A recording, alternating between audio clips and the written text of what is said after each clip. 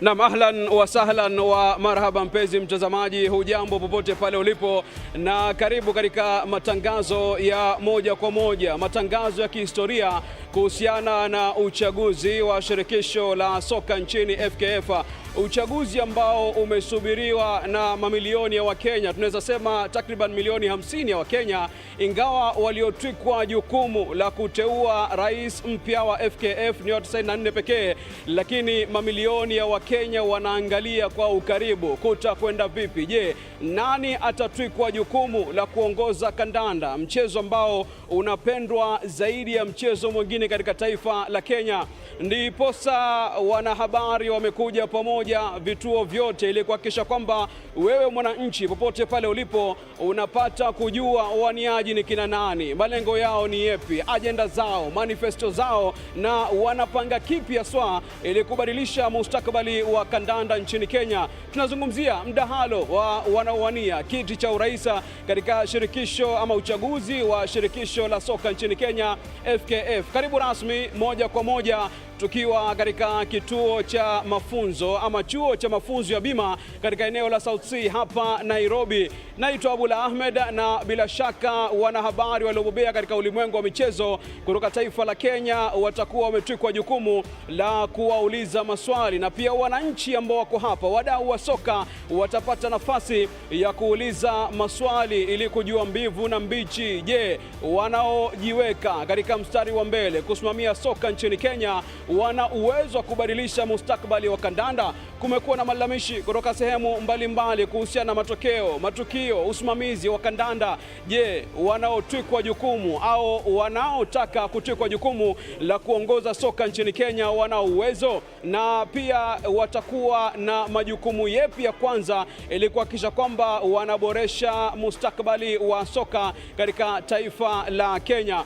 Kumbuka uchaguzi wa kaunti unatarajiwa kufanyika tarehe 9 mwezi huu Novemba. Kwa hiyo zimesalia siku 5 pekee ili kujua viongozi katika kaunti zote 47. Lakini katika uchaguzi wa FKF ni kaunti 48. Manake Nairobi imegawanywa mara mbili. Kwa hiyo katika kaunti 48 nchini Kenya watapata nafasi ya kuteua viongozi. Nani atakuwa mwenyekiti? Nani atakuwa mwakilishi wa wanawake? Nani atakuwa mwakilishi wa vijana? Nani atakuwa katibu? Nani atakuwa mweka hazina katika uchaguzi wa FKF katika kaunti mbalimbali nchini Kenya?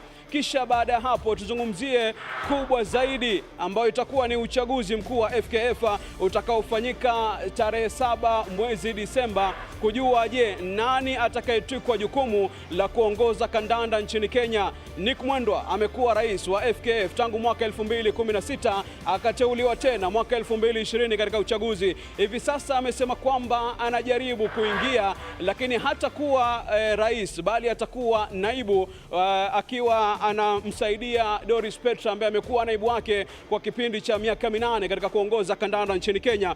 Kuwataja wagombea wote 8 ambao bila shaka 9 ambao bila shaka hivi sasa wameshaidhinishwa na bodi ya uchaguzi katika uchaguzi ambao unaokuja.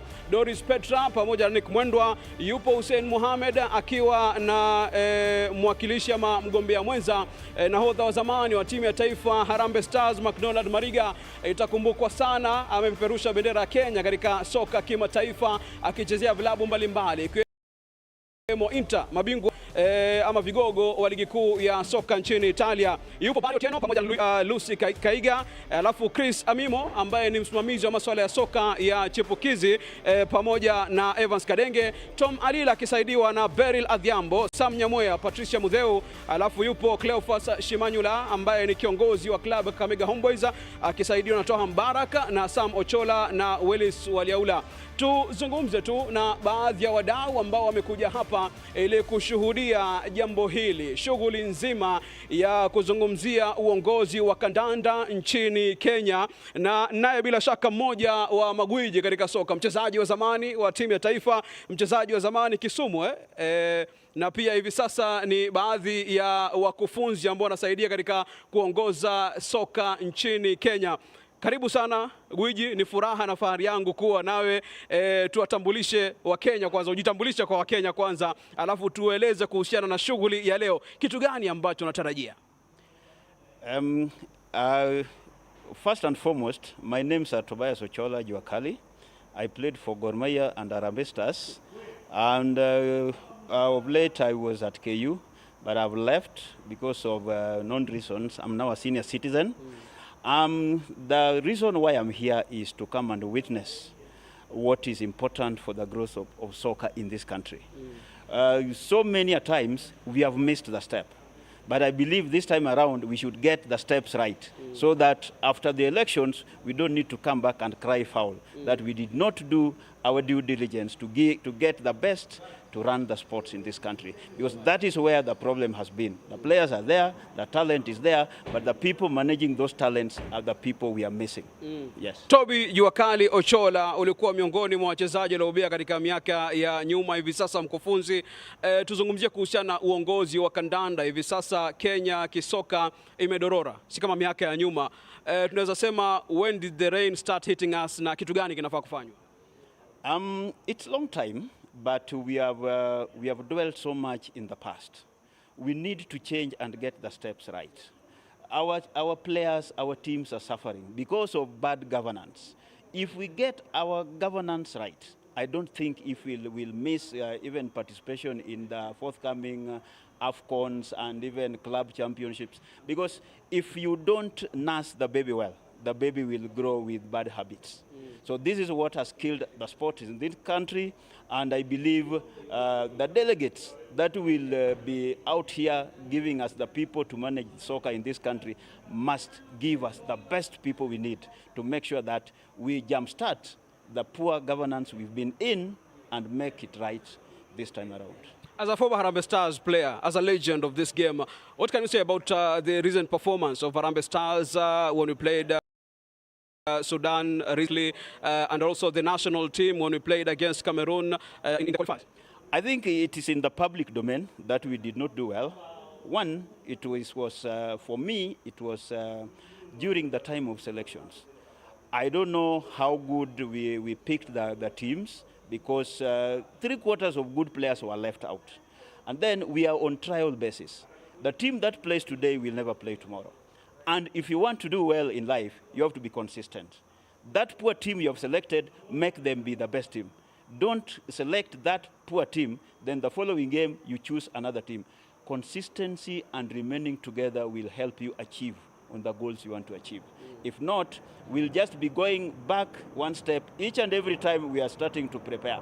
And then the preparation period is also important. Kenyans, we like preparing the last minute of the competition. The pressure is on. So we need to find a way of, even if we are not in competition, the national team, the local players should be training even once in a week so that you get that cohesion working. But you cannot wait for the people that are playing professional football outside, then you come and mix them with the local players. You train for 2 weeks and expect good results. It's not possible.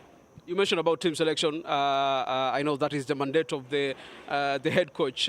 Or are there other people who are trying to influence, as other people say, in team selection of the Harambe Stars, that maybe is the reason why the team is not performing, and we have some players who maybe don't deserve to be in the team? I'm not sure of influencing the picking of the national team, but if you look at the trend of the players we are getting in the national team, some don't meet the credence of being in the national team. They are still in the lower edges of the tunnel. They need to grow in the under 18s, under 20 as we move forward towards the senior team.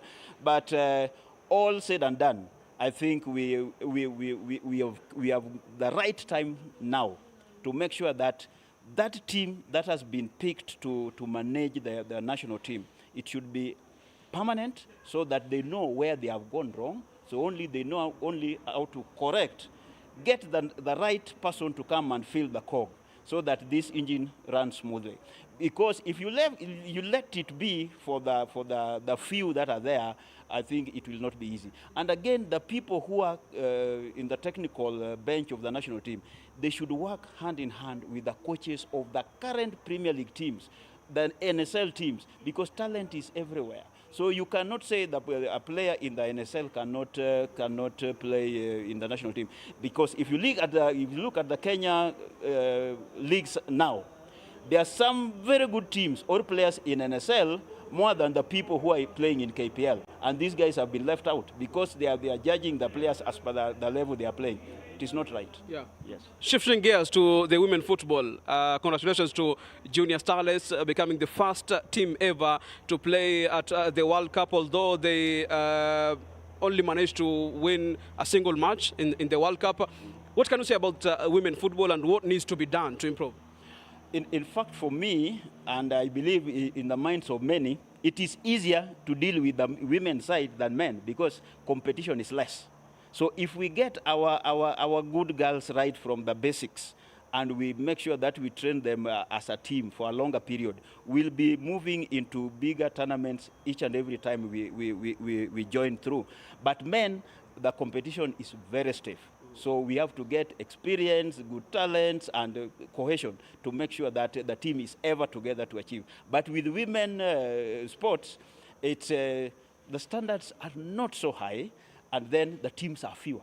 So it's easier to manage that more than the men's side. Finally, tell us about infrastructure. Kenya will make history being the host of CHAN and also AFCON 2027. If things go well, what can you say about that? It is still a child yet to be born because we are still in the processing stage. If you look at the stadia, we are nowhere near hosting. And that is why you find all our games, especially the national team games, they are played beyond the borders, which is affecting the performance of the players.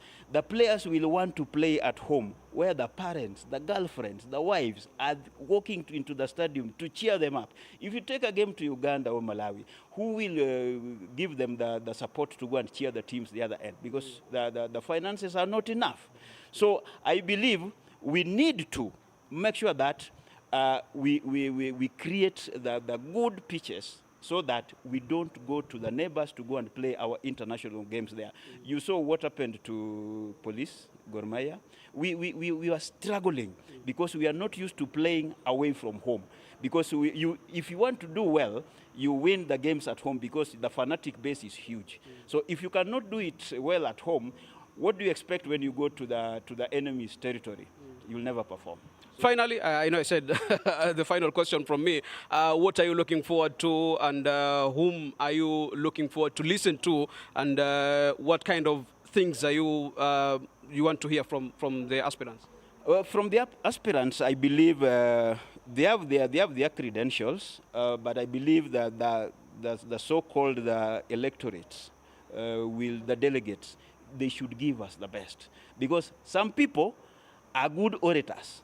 But in work performance, they are not there. So you know, you and me know that good orators, 3/4, they are not good performers. Some people never talks, but they speak through the work they are doing. Yes. Asante sana, ni Tobias Juakali, shukran sana, na pia tunakupongeza kwa mchango wako katika kujaribu kuinua kandanda ya vyuo vikuu hasa baada ya kuongoza chuo kikuu cha Kenyatta na pia mchezo ambao ulicheza enzi zako. Asante sana na kila laheri katika kuendeleza soka nchini Kenya. Alikuwa ni Tobias Juakali ambaye bila shaka alikuwa mchezaji wa zamani wa timu ya taifa ya soka Harambe Stars pamoja na Gor Mahia, na pia ni mdau mkuu, manake amekuwa katika ukufunzi baada ya kumaliza kucheza soka. Ni baadhi tu ya vigogo ambao wanamiminika hapa ili kufuatilia moja kwa moja historia ambayo inaandikishwa hapa, na vituo mbalimbali, stesheni za televisheni zinakuletea mubashara kuanzia saa 1:30 saa za Afrika Mashariki, na zungumzia KBC Channel 1, NTV, KTN pamoja na runinga K24, na pia stesheni za redio moja kwa moja ili kupata kusikia kutoka kwa wagombea wa viti mbalimbali, haswa kiti cha urais katika uchaguzi wa kandanda FKF ambao unatarajiwa hasa tarehe 7 mwezi Disemba. Bado nazungumza nao baadhi ya watu ambao wanamiminika hapa, na hivi sasa niko na nafasi ya kuzungumza na Bwana Thoko atueleze kuhusiana na matarajio yake, haswa ni yepi kuhusiana na mdahalo ambao unatarajia hapa muda mchache unaokuja. Karibu, zungumza na Wakenya waeleze kitu gani ambacho tunatarajia leo siku. Leo tunatarajia wenye wanasimamia Can I do in English? Yeah, it's okay. It's okay. We expect the contestants, the presidential candidates, to tell us what they can do for football, because surely our football has gone down to the drain. And we as stakeholders and people who have interest in football would like to see changes. So we are here to see and to know who is who and who is better positioned to take us to the next level. Yes. What is the first thing that needs to be changed? If indeed there is a change after the elections, what is the first thing that they need to look at? We have a lot to do as a football country, because even if you look at our neighbors, they are way ahead. First of all, our league, our grassroots football, our academies, everywhere, everything is in road. Our stadiums, we don't have infrastructure. We just need everything to be done. From how the football is run, everything, sponsorship, everything, yes. Is there any candidates that you are rooting for? Yes, I'm here. I'm a fan of Hussein Muhammad, because I've seen his work since 2005 when I was young. When I started playing football, I played for his tournaments, and I've seen a lot of commitment and change in him. So I believe he's the one to take us to the next level. What about the other 8 candidates? What can you say about? Some of them have been in football, and we have not seen change. Some of them, the mess that we are in is because of them, and we don't expect them the delegates to give them a chance again. Yes. Any message to football fans who are eagerly waiting for this session? To me, I know people are waiting for this, and we hope to see a good debate and someone to tell us what he can do for us, and we hope for the best. Thank you. Asante sana. Bwana Thuku akizungumzia kuhusiana na uchaguzi na shughuli ambayo tunaitazamia hapa ni shughuli nzima ya mdahalo wa uchaguzi wa shirikisho la kandanda nchini Kenya FKF, uchaguzi ambao utakuwa katika hatua mbili tofauti. Siku 5 zinazokuja, tarehe 9 mwezi Novemba itakuwa ni zamu ya kaunti mbalimbali. Kama nilivyokuambia awali, kaunti 47 nchini Kenya, lakini katika uchaguzi huu imeongezwa kaunti moja, kumaanisha kwamba Nairobi imegawanywa mara mbili, itakuwa mara mbili. Kwa hiyo ni kaunti 48 ambazo zitachagua viongozi katika vitengo mbalimbali, ikiwemo viongozi wa wanawake pia na viongozi wa vijana. Kisha baada ya hapo wale walioteuliwa wenyekiti katika uchaguzi wa kaunti tarehe 7 watatikwa jukumu. Mbali na wao kuna vilabu mbalimbali ambavyo vitatikwa jukumu, wawakilishi wa vilabu vya ligi kuu ya kandanda nchini Kenya na ligi za daraja ama madaraja ya chini, ili kuchagua rais wa shirikisho la soka nchini Kenya. Wako watu 9 na bodi ya uchaguzi hivi majuzi iliwaidhinisha wote 9 na wagombea wenza kwamba wanaruhusiwa baada ya kupitia vigezo vyote na kupiga tiki yaliyohitajika na bodi ya uchaguzi kwamba wanastahili kuwania kiti cha urais katika uchaguzi wa shirikisho la kandanda nchini Kenya. Unaweza wasiliana nasi kwenye mitandao ya kijamii. Hashtag ni Fkf Debate 2024, hashtag Fkf Debate 2024. Anza hivi sasa ili tutapitia 2-3 ya jumbe ambazo ninatuma baadaye. Kama nilivyokuambia awali, ni jukumu ambalo wamejitwika wasimamizi wa vituo mbalimbali vya televisheni na pia redio katika taifa la Kenya, wakiwemo wahariri ambao wamesema kwamba mbali na ule mdahalo ambao ulifanyika wakati wa uchaguzi mkuu wa siasa, ipo haja pia ya kuwa na mdahalo ili kujua mustakabali wa kandanda katika taifa la Kenya uko vipi hivi sasa. Kumekuwa na malalamishi kutoka kwa wadau mbalimbali wa kandanda kwamba kunahitaji marekebisho hapa na pale, na ni jukumu langu mimi na wewe kama Wakenya, jukumu la Wakenya takriban milioni 50 ili kuhakikisha kwamba soka iko mikononi mwa mtu ambaye anajali maslahi ya wachezaji, anajali maslahi ya vilabu, anajali maslahi ya wadau mbalimbali ambao wanahusika katika kuendeleza soka hapa na pale. Naitwa Abula Ahmed, siko peke yangu, bali wapo wengi wanahabari ambao wamekita kambi hapa ili kukuletea taswira kamili ya jinsi mambo yalivyo. Moja kwa moja ni kupeleke katika upande wa pili wa studio ambapo mwenzangu amekita kambi ili zungumze na wawili watatu na pia kujua kutakwenda vipi katika shughuli ya leo. Thank you very much, Abula Ahmed. Well, tonight is going to be a historic night because we're going to be talking about matters football, matters Kenyan football. Who exactly is going to take the reins come December 7th at the FKF? And of course, we want to know what exactly do they have in store for us? What exactly are they going to do to take Kenya to the next level? But before that, the debate is going to be starting at 7:30. But before that, let's have an engaging conversation with stakeholders, football stakeholders, people who have been there, done that, people who understand the system, who understand what it needs, and of course, where we are at this particular moment. Well, I'm pleased to be joined by former Harambe Stars and Gor Mahia winger, that is Michael Otieno, played for Gor Mahia in the late 80s to the mid 90s, played also for the Harambe Stars, so he definitely knows what it takes to put on that jersey and play for your national team. Next to him is Jeff Kenyan, a renowned sports journalist. He knows, he has covered the game extensively and he has massive years of experience, and of course, he will be giving us his insights regarding Kenyan football and what it needs. And to my far right is Michael Esakwa, who was the FKF CEO back in 2012 to 2016. So he has the knowledge of what exactly it takes to run the federation. Gentlemen, thank you very much for coming here. Let me start on my far right. Mr. Esakwa, you've been in that kitchen room. You've understood what it takes and what the federation needs to do in order to take Kenyan football to the next level. For today, what exactly do you expect from the FKF presidential candidates? First, thank you very much. I want to thank the consortium that has put together this debate. I think it's one of its kind, and this is quite commendable.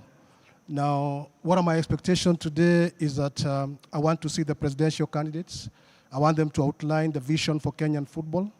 I want them to outline with the benefit of hindsight where we are coming from, where we are, the benefit of insight, and the benefit of foresight where we are going. So I expect very solid, practical solutions to our football. Where we are not doing very well, and we need to do better. So I think this debate will enrich the discourse, not only of the candidates, but also to the general public. Thank you. Thank you very much. Jeff, Mr. Sakwa has just talked about we need to do better. Do you agree with him? Do we need to do better? Can we do better? Yes, definitely we do. We need to do better. And like he said, we are here to hear what the candidates have to offer to Kenyan football. They don't have much time today. I think the debate will be 1 hour. So all of them have at most 15 minutes to tell us what they have to offer to Kenyan football. Mm-hmm. Yes. Legend, you were there. You played for the national team when the national team qualified for Africa Cup of Nations 3 consecutive times, 1988, 1990, 1992. You were there. How is it different from then? First of all, thank you so much for having me. During that time, I think football was run differently from how it is run today. Both, say, on the player side of it and also on the management side of it. If you compare the times of Obingo, Omino, those days, we don't see them anymore. And then now, this just recognition of maybe former players, maybe to be involved mostly in football, it's not there. So what I expect maybe is the new presidency should really try to work with the former players. And also, we need integrity. We need people, at least who have a history. At least we know your history. At least, you see, there are some people, we know their history. Mm-hmm. I won't name names, but there are people who have history about football. Mm-hmm. And we know them. Yeah. So we want you to be there also. We don't want to judge you wrongly, mm-hmm. but we want to see your past. What have you done really for football? Thank you. Jeff, there are certain fundamental ideas that we really need to talk about today. And of course, we want to hear from the presidential candidates. Of course, we're talking about youth football. What are they going to do in order to set up important and structures that can work in order for us to have a consistent conveyor belt for the national team and, of course, for every other team. And, of course, there's the development of the top league. What are they going to do for that? I don't know. What exactly do you want? Is there any other issue that you would want to hear from the presidential candidates? Yes, like you rightfully mentioned, I think, and I said it before, these guys have at most 20 minutes to break down their manifestos. So if you're talking about grassroots football, the leagues which are really struggling at the moment, the KPL is a former shell of itself. They don't have much time to discuss all these issues in one sitting. So they have very few minutes to discuss all this, and what we need from them is break down their manifestos and ideas in very simple language for the ordinary Mwananchi to understand. And as well, apart from just big talk and what they will do for Kenyan football, like the legend rightfully said, what have they done before? If you're talking about grassroots football, what have these candidates done before? Is it just a matter of promising? Have they done something that is quantifiable? We'll measure them by that. And then again, of course, the electoral process, which is very important, it determines who we will get as our leader. How has it been for them? I think that is very critical. We need to hear it from them because there have been very many complaints about the current electoral board and the process itself. So if they have time, then they can at least highlight their challenges. This is the opportunity for them. Mr. Sakwa, the running of the federation is no child's play. It requires meticulous planning, and of course, it requires funds. Do you expect each and every candidate or majority of the candidates to talk about how they are going to source for funds? Thank you. Basically, I'll look at two pillars. The first pillar is a pillar of sporting success. The second pillar is financial success. It's like the case of the hen and the egg, which one comes first? But it's very important for the candidates to outline for us sporting success from the grassroots up to the national team level. What does sporting success look from their perspective and also from the Kenyan perspective? The second component is the component of the financial component.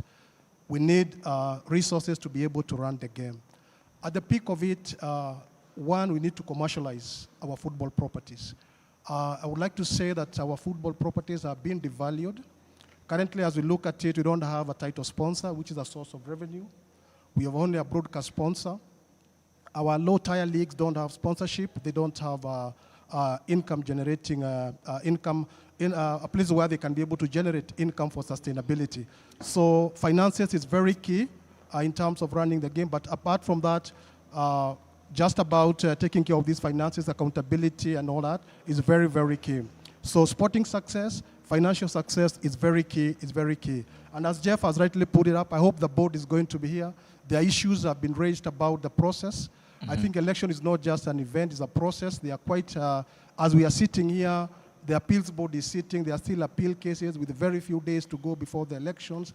There is a lot of hue and cry, some delegates have been removed, all this kind of thing. This is not very healthy for the game. And I think moving forward as a federation, what we need to do is that we have a database at the end of every year. So at the end of this electoral cycle, we don't have to go back to get names of clubs and officials. We just need to print at the punch of a button, we're able to get that information. Jeff, yes. Everybody is talking about the state of Kenyan football is not in a good condition. But if you look at the junior starlets, they did us proud. They became the first team to qualify for the World Cup, and they won a game. Kudos to them. Yep. If you look at the under-20 team, the Rising Stars, they managed to qualify for the Africa Cup of Nations under-20. Yep. How can we term the past regime's portfolio? Was it a success? Can we say they failed, or can we say it's 50-50? How can you talk about their success? I think 50-50 maybe is by your judgment. I would give them, out of 10, I would give them a 4. Yes, the under-20 has qualified. The girls also went to the under-17 World Cup. But I think that is just the bare minimum. If you're judging the national team, then you're supposed to judge it by the senior national team. You're getting clobbered by South Sudan, So yes, they have done, in some areas they've done well, but I think in overall they will have done better. We can't judge them just by the under-20 qualifying for the AFCON and the under-17 girls qualifying for the World Cup for the first time. I think they will have done better. So yes, in some areas they've done considerably well, but overall they will have done much better. Yes. Do you think for the national team, what exactly could they have done better for the national team, in your opinion? Well, I think it's a management issue. Management issue. If you look at, for instance, the Chan team that got clobbered by South Sudan recently. I mean, how do you have your provisional squad? You choose your final squad, and I cannot blame this on the coach really. You already have your team. You've named it, and before you name your team, you've gone through the list with whoever the technical team in the federation. Then once you get clobbered by South Sudan, again, you come and name almost 10 new players. Really. So for me, it's just a management issue. If the coach is not doing his job as he's supposed to do, who then do you blame? You don't blame the coach. There's an appointing authority.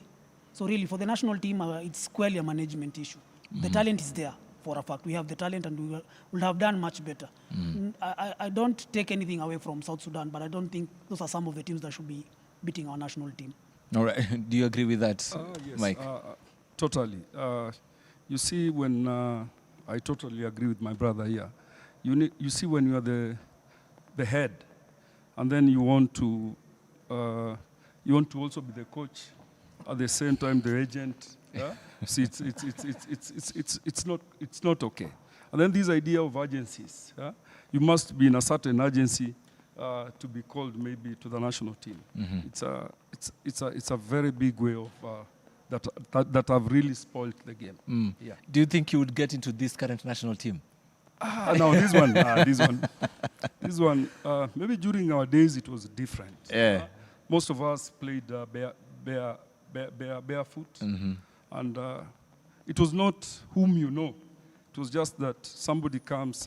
We had coaches, coaches like Sami Nyongesa, Chris Makoha, Mohamed Deri. They were so valuable to us. We were never called to the national team because you know somebody. No.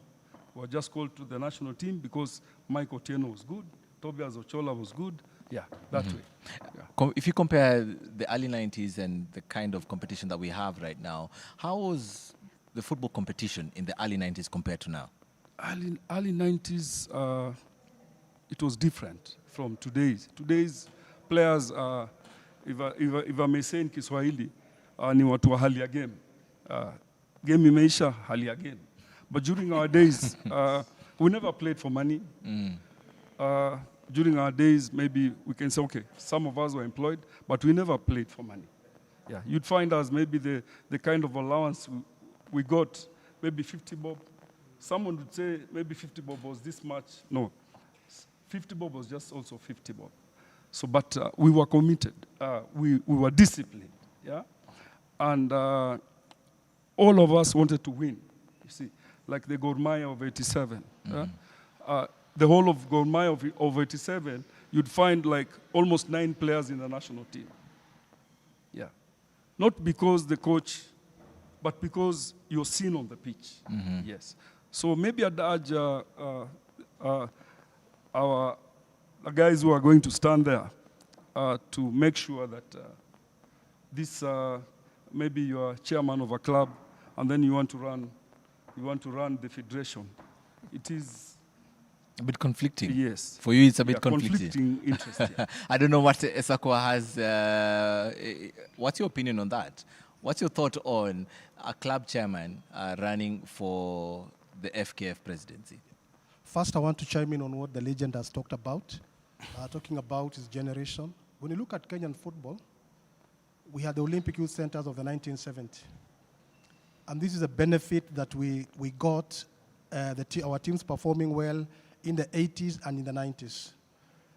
Mike here might have gone through one of those youth centers. Yes. So the challenge has always been the conveyor belt. We always look at the national team. We have inverted the pyramid. We are looking at the competition at the top level. The national team is a product of the whole process. So youth football is very, very key. And when you talk about youth football, schools, integrating schools and colleges is very fundamental. Yeah, Mikey, I know he played for, was it Musingu? Yeah, yes. Yeah, Musingu. Yes. So you'll find most of our top players, you can tap them to a certain school. So that school system is very, very important for us to have it and develop the youth structure. Then our national team automatically will be good. Now, in terms of our national teams, our ranking has been below 100 for the last 8 years. That's a metric. It's a metric we can use. It's an international metric that is used to measure the success of the national team. So we can't really say there has been success. At the under 20 level, we have done well. But when you look back, you look at the schools, you look also at the Talanta initiative. Basically, even the under 17 girls, FKF just provided a platform. But in terms of development, you look back to schools, you look back at the federation needs to do much better. The infrastructure has been put now by the government and the ministry. We need to ride on that infrastructure. Yeah. Let's talk about the top tier league. The top tier league is where we get our national team players, of course, who also get an opportunity to be scouted and, of course, to be bought by other foreign clubs and just go out there and compete with the best of the very best in the market. Our top tier league as it is right now, what's your thought on it? Can we get better? And what exactly do we need to do in order to get better? I would like to say that our top tier league is not in good condition. We are not where we should be as a nation. When you look, even when they rank the leagues, I don't think our league ranks anywhere. What exactly is not good about our top tier? Everybody keeps on saying our top tier league is not good, it's not good. But what exactly is not good about our top tier league? One, the quality. The quality of play. When you look at the quality of play, is not good. I know we have factors that affect the quality of play from infrastructure, but then you find you'll only find some players at the top tier league who are struggling with very basics of football. That tells you that they must have missed out. So I'll talk about player development or player education, so that if the player has gone through all the processes for him to go to play at the top tier league.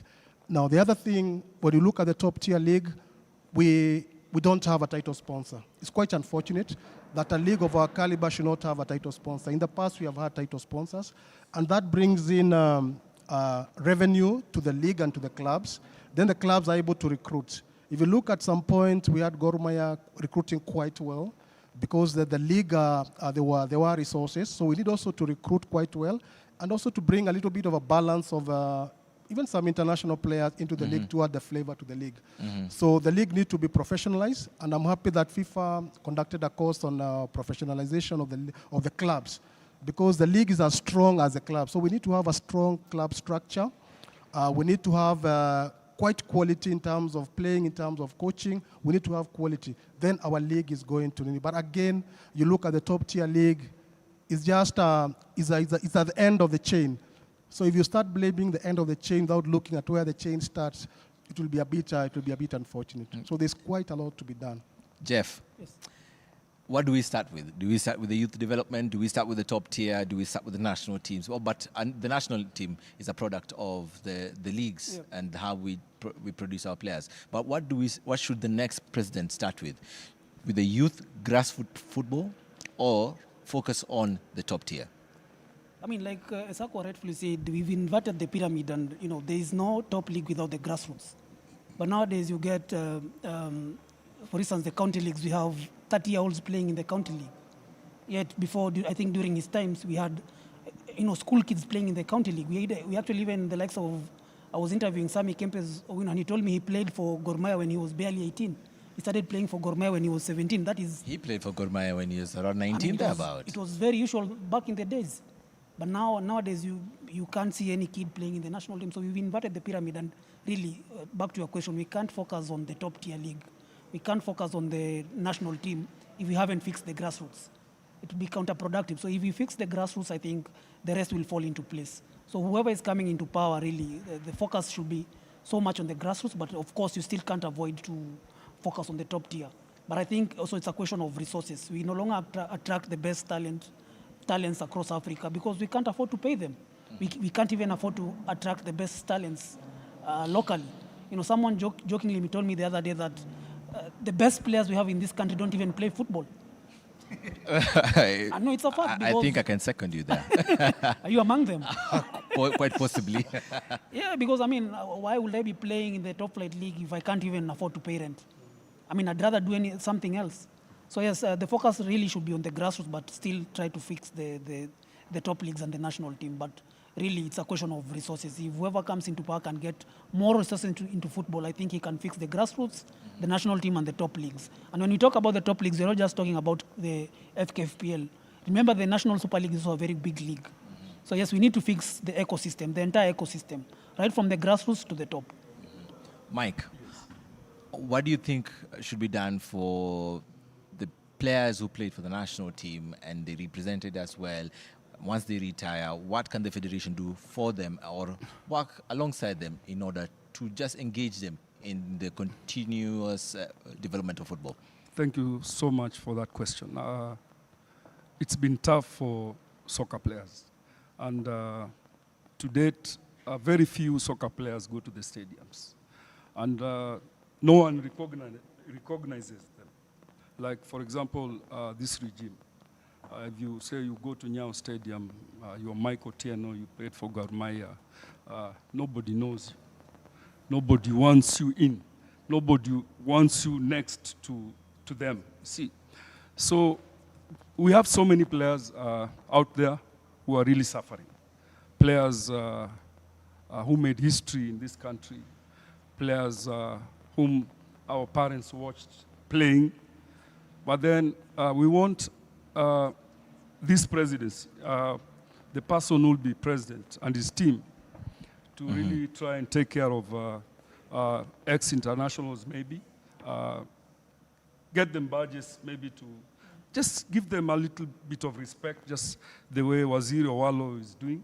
He's doing very well. You see, for the first time now, this Saturday, we'll be burying legend Austin Oduor. Now, I believe it were not for Waziri Owalo, maybe the things that are being done today, getting soccer players together and maybe trying to recognize. Yeah. What we want is recognition out there. Yes. And maybe NHIF for soccer players. There are some in the villages. I visit so many. And I tell you, it doesn't look good. Yeah. All right. Those are some of the issues, of course, that are going to be talked about today during the FKF Debate 2024. Remember to use the hashtag FKF Debate 2024, and we'll be sampling a lot of your comments during the town hall. It's a town hall, it's an engagement. We want to hear your voice, so make sure to talk to us. We'll be back at 7:30 with the biggest debate, the biggest FKF 2024 presidential debate. Don't go anywhere. See you shortly.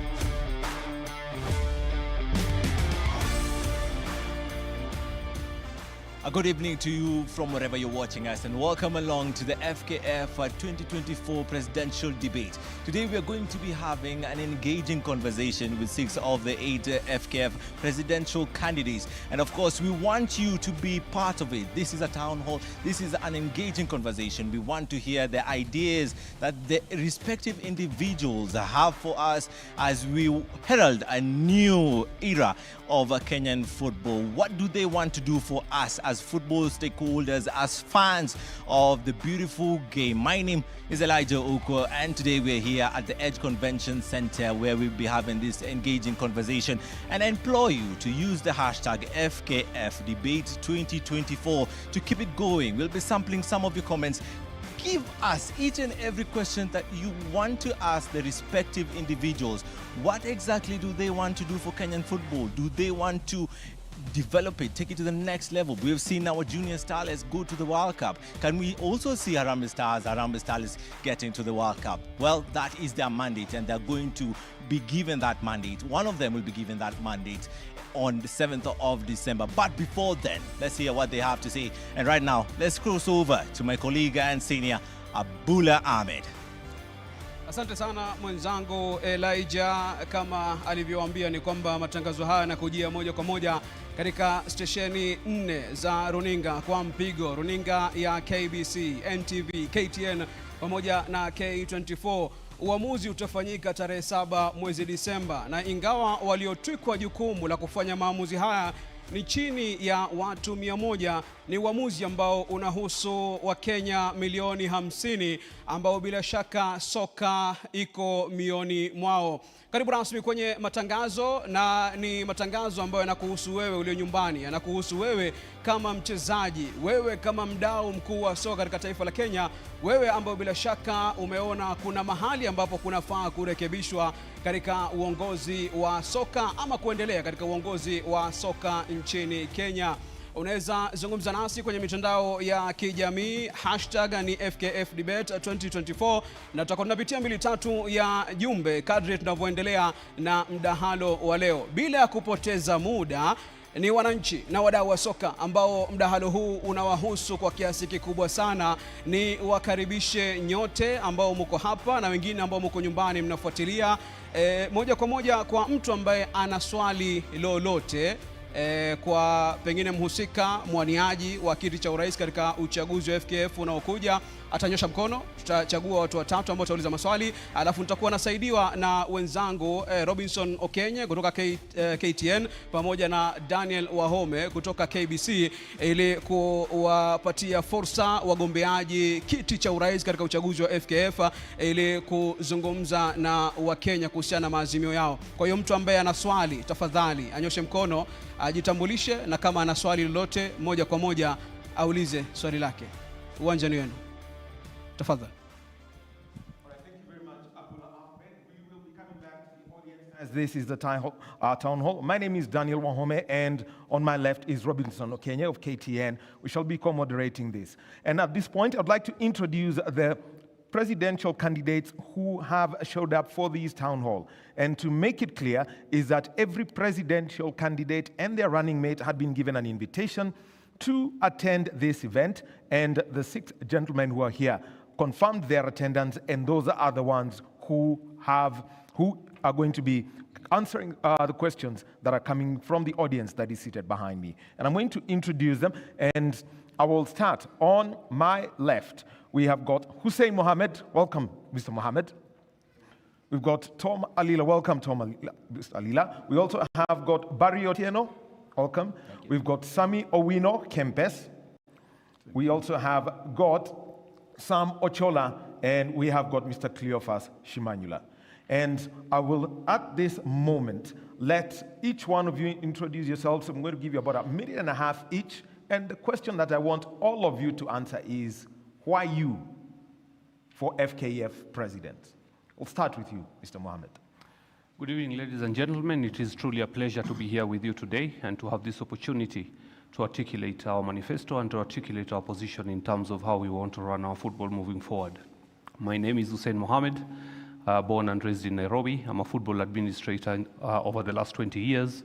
The most popular brand that we've built over those years is a product called Super 8 League, which is a product of Extreme Sports. I'm also the vice chair of KPL side Moranga Seal. Today I'm here to explain to you and to express myself about my passion for football, but most importantly, how we are going to salvage this sport from the doldrums, how we are going to pull it out of the gutter. And I think my manifesto will revolve around 3 key pillars. Number 1, the past. Number 2, the present. Number 3, the future. What we need to do for our football so that we can save the next generation. All right. Thank you very much, Mr. Muhammad. On to you, Mr. Alila. Yeah, my name is Tom Alila. I was first elected as a NEC member in 2011. And my vision is to bring in hygiene in football in this country, which has been lacking. And also I'm a strong believer that I'm going to, when elected, I will vary the FKF constitution to change a lot of things that has been going on in football. You know, we are elected by 92 people. So we need to vary all this so that we bring in the schools. We need to bring in the secondary schools, and also to bring in governance. Football in this country, the only problem that it lacks is proper governance. There's nothing more else. You need to have somebody that can be able to bring in governance and bring in stability in football management in this country, and I'm the right person. Yes, Barry, why you? Thank you, Robinson. I think first of all is to say thank you to the organizers of this event. It gives us a platform to come and share what we can offer Kenyan football. As you rightfully said, my name is Barry Otieno. I was born in a small slum in Huruma Estate. Started playing football at the age of 7. In 2016, appointed head of communications at FKF. 2017, head of communication and marketing. 2019, I was made CEO of FKF. I have a degree in communications, marketing, public relations. I also have a diploma from Cape Town University, done by CAF Professional Management. And we have 4 pillars that we believe need to be worked on in Kenyan football. So 1 is the empowerment and capacity building of our people. 2 is to provide a clear pathway for our youth. 3 is to professionalize the management of our leagues. And 4 is to engage more the clubs in the professionalization of these leagues and FKF competitions.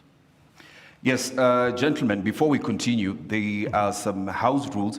Please, let's maintain, you have 2 minutes to answer the questions. So the 3 gentlemen that, of course, have gone first, you've done well. So, Kempes, why should you be the man running Kenyan football? Ya, asanteni sana kwa fursa ambayo umetupatia kuongea kuhusiana na mpira. Mimi jina langu ni Samuel Owino Kempes. Nilizaliwa mtaa wa Ziwani, Nairobi. Nilichezea timu ya mtaa ya Umeme, alafu baadaye nikachezea Union Gor Mahia na timu ya taifa ya Kenya. Nikaenda ng'ambo, nikahusiana na mpira, na nikaona ilifika wakati nilirudi, nikaona nirudi niendeleze mpira hapa. Kwa hiyo mpira hapa tuna shida sana, na tuna shida ya uongozi, na mimi naona nina ujuzi na nina uwezo, nina shauku vile vile, na nina zile vitu ambazo zinahitajiwa kuendeleza mpira hapa. Kwa hivyo zile vitu ambazo zinahitajiwa mimi ninazo. Kwa hivyo nafasi hiyo nafikiria nitaitumia vizuri. Samuel Chola, some of us know you from Gor Mahia, but why is it that, you know, Kenyans should entrust you to run football? Thank you very much, viewers. All the TV stations today who are shooting this show, honorable guests, and all my competitors here. Good evening. My name is Samuel Chola, Secretary General of Gor Mahia Football Club. And I'm happy to be sitting here today to give my candidacy for the president. First of all, I'm a master's degree holder from United States University, Africa, in business administration. And I come with a wealth of experience from running the biggest club in Kenya. in the last 4 years. And I believe I understand the problems of football at that high level. And I want to showcase our success at the highest level in Kenyan football. Secondly, I'd really like to devolve football as it is right now. The present federation, Kenya Football Federation, which my friend Barry Otieno has been a Secretary General for the last 5 years, you've seen they run the whole of this football from Canada House here. What I intend to do is make sure that all the 48 counties of Kenya have a federation office, well managed by all the chairmen who are going to be elected very soon. And I will make sure that these elected officers in the different counties of Kenya have a budget. I intend to make sure that they have a budget of 3 million shillings so that they're able to run grassroots football development. And then secondly, I want to make sure that KPL Limited is brought back. It is important that the KPL clubs run their own league, manage their own field. Yes. Yes. Yes, we'll get more into that. And Cleophas Shimanyula, watu wengi wanakujua kama mwenyekiti wa klabu ya Kakamega Homeboys. Lakini mbona unataka kuongoza mpira nchini? Asante sana wale watazamaji wote. Kwa majina yangu ni Cleophas Shimanyula Toto. Mimi ni mfanyabiashara kwa tofauti. Mimi ni Mkristo, niko na diploma kwa motor vehicle engineering. Na mimi nimesema kwamba nimetaka kuwania hii kiti kwa sababu zake ni kwamba mimi ndio chairman wa Kakamega Homeboys. Nilianza miaka 23 iliyopita na nimekuwa na support sababu ni community club. Nimekuwa na support peke yangu na marafiki zangu pia wakisaidia. Na mimi naelewa mambo ya grassroots na kufuatana na uongozi mbaya ambayo huko katika hii federation ndio nilisema lazima hata niwache kazi zangu nihakikishe nimekuja kuokoa mpira wa Kenya. Umeona kama hivi juzi tumepigwa na timu ndogo sana ambayo ilianza 2011 na hii inakuwa ni madharau kubwa katika Kenya, na ujuzi ambayo niko nayo kutokea grassroots nita make sure kwamba tunaendeleza mpira mbele. Hata hii shida ya referees tuhakikishe referees wamepata pesa zao. Teams nitahakikisha nimeangalia sponsors kutoka kila mahali na kuhakikisha zile pesa zimekuja katika kutoka FIFA na CAF zimetumika vizuri na ziwe inakuwa gazetted, zikiingia zinakuwa gazetted, teams zinajua. Na pia nita make sure branches zote zinapata, kila branch inapata 2 million kuwawezesha kutembeza ile mpira kule katika huko mashinani. Shukran sana. Shukran sana. Kwanza tuwapige makofi wanaogombea.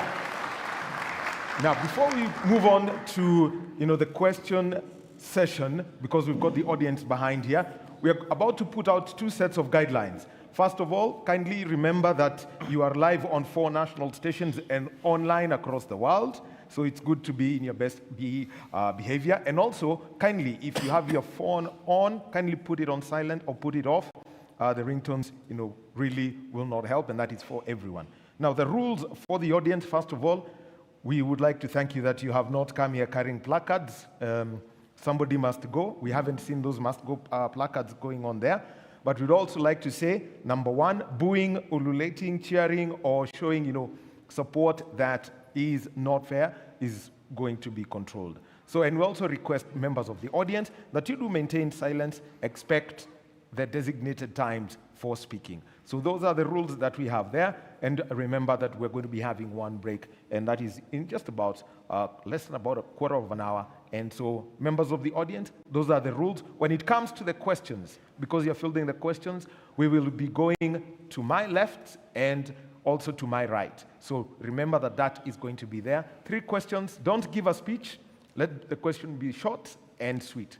Abula and Elijah will be handling that matter for us. Yes, Robinson? we also have, the rules of engagement for our candidates. First, it's 2 minutes each to answer your questions. Once the duration is done, the microphone will go off, but the moderator has some leniency, may add 30 more seconds into that. Now, aside from that, the candidate shall remain in their designated positions during the duration of the debate. You're allowed to carry a notepad and a pen if you wish to write down. You can also refer to your notes during the debate. If you may, you may not use technology during the debate, except when making the opening or closing statements. You are not allowed to use props or visuals of any kind during the debate, and also you're not allowed to promote violence of any form, including words and conduct, and avoid derogatory or abusive language against any opponents. Those are the rules of engagement for candidates. And gentlemen, I know you've heard them, and we are going to adhere to that, and this will go on smoothly. Wahome. All right, thank you. Now we'll go straight to our first set of questions in this town hall. Elijah, you could now hand over the mic to the members of the audience with the first 3 questions for our candidates. Thank you very much, Wahome there. It's going to be a very engaging conversation, and I'm delighted to be having a former Gor Mahia player, former Kenyan international. He played for Harambe Stars in the 90s, and that is Mr. Tobias Ocholak. Sir, can just kindly stand up? What exactly do you want to ask the presidential candidates? Thank you, the audience, our presidential candidates. My question, the first one is, the football fraternity in this country is struggling because of sponsorship. Teams are not paid, teams are winding up because they lack finances. If you happen to be elected as the presidential candidate, what will you do differently to change the scenario for the teams in this country? Thank you very much, Mr. Ochola. They have a pertinent issue for sure. That's the only question that we have for now, but let's take you back to Mr. Wahome. All right, so I'll let the candidates answer, and tuanze na wewe Bwana Shimanyula, uzajibu swali ambalo limeulizwa na Bwana Ochola kuhusu ufadhili na kuwekeza katika mchezo wa kambumbu hapa nchini.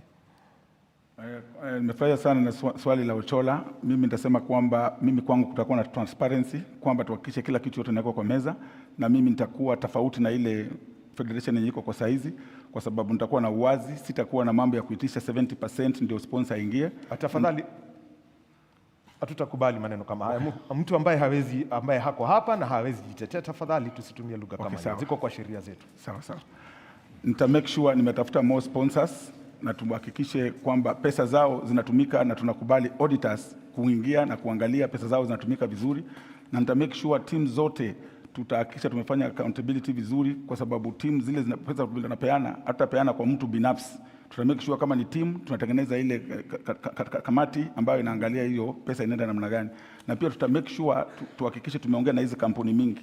Kama mimi nita make sure pia serikali, tuhakikishe tumeongea na serikali, tuhakikishe pesa ya sports imeingia katika hizi timu zote, na pia tuta make sure kwamba tumekuwa na wale watu ambao kama wale CEOs, tuko na CEOs ambao wako competent, wale wata make sure kila kitu kifanyika inafanyika kwa uzuri.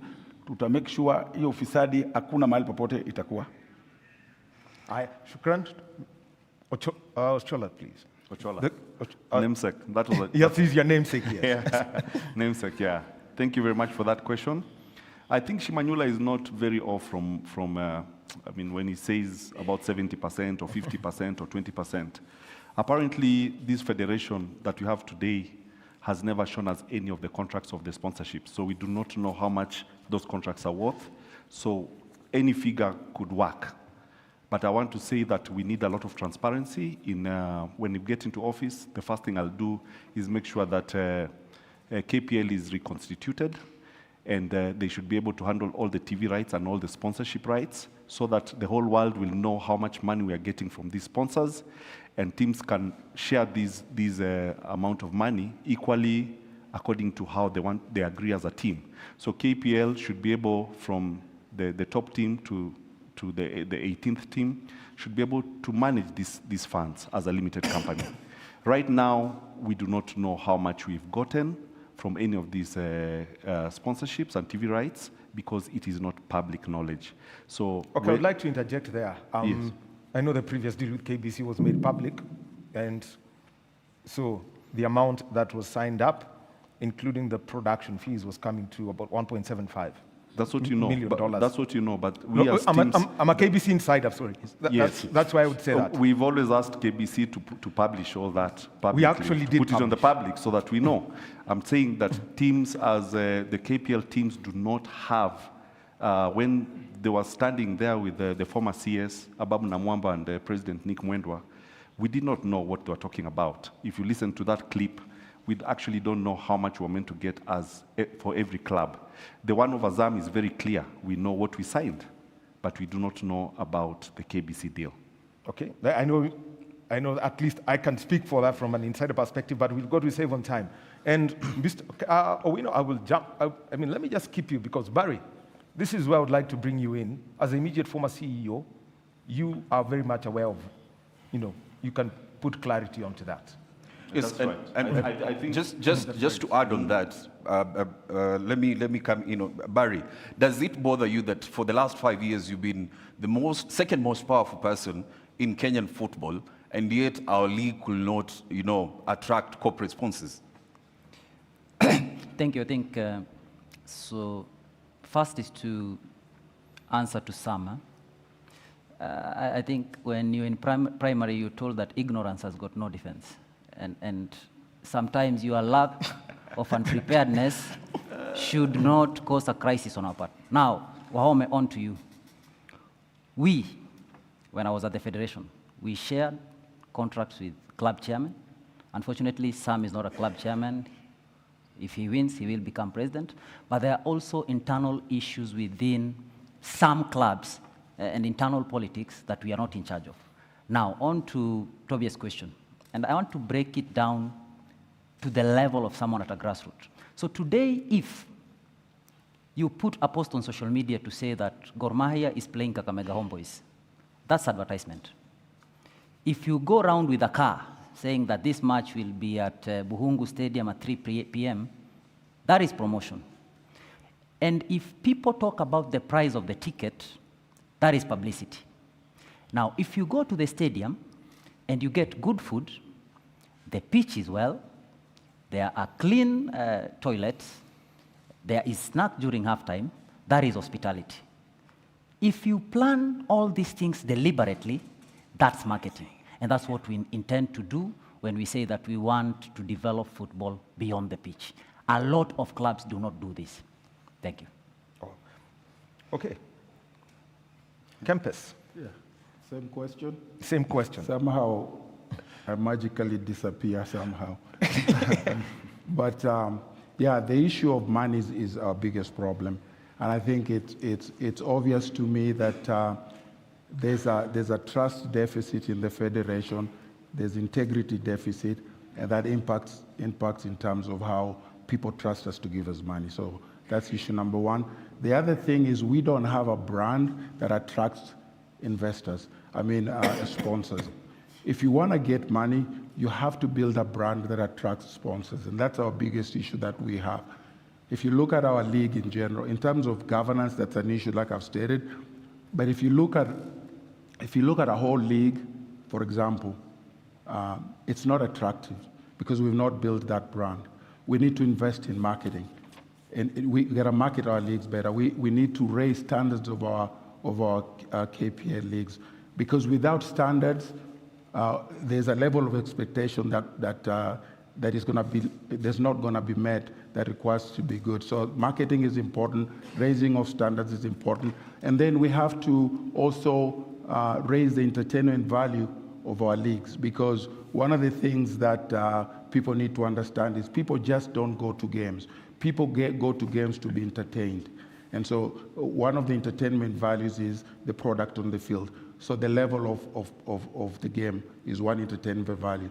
The other entertainment value is what happens to, you could have pre-game entertainment, halftime entertainment, and all that kind of thing. So we need to market our leagues.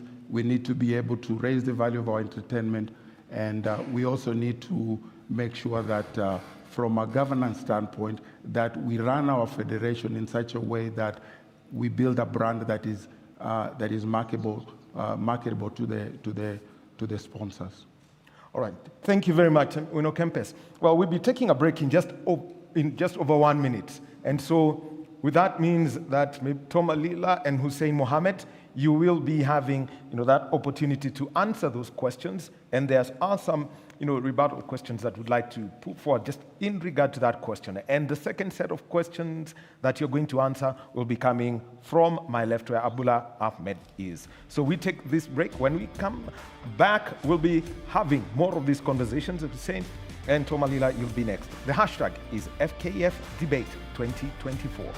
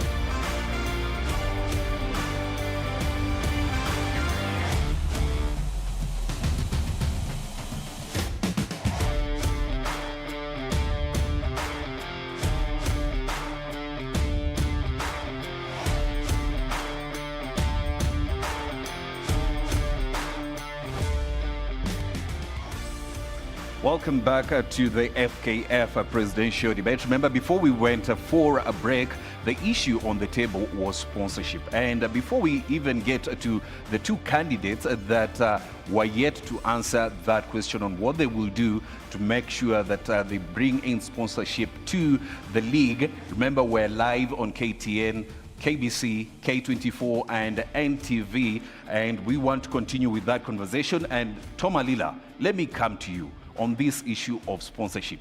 What will you do to bring sponsorship to Kenyan football? I think to answer Ochola's question, as I did my opening statement, that the problem with football in Kenya is governance. There is no rocket science about it. It's an administrative issue that needs to be fixed. And the Kenyans want to go to World Cup. There's World Cup coming in 2027. And we need to fix the governance issue first. Then we'll bring hygiene in football. We need to fix the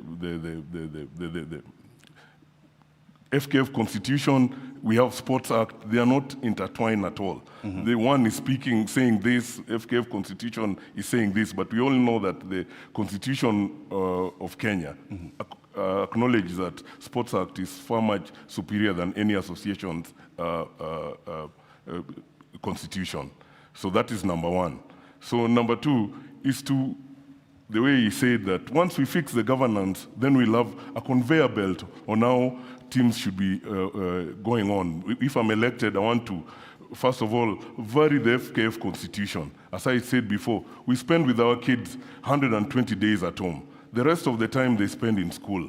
That is the balance of the days that is remaining. We must have policies that, according to FIFA statute, the golden age for developing football is 7 years.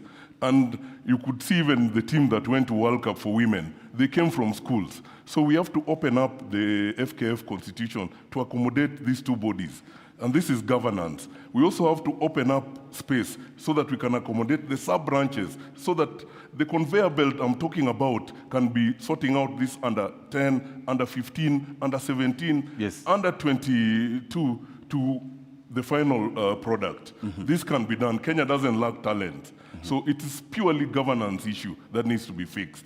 Thank you very much, Alila. Hussein, there is a lackluster approach from the corporate world to touch Kenyan football. If elected, what will you do in regards to sponsorships?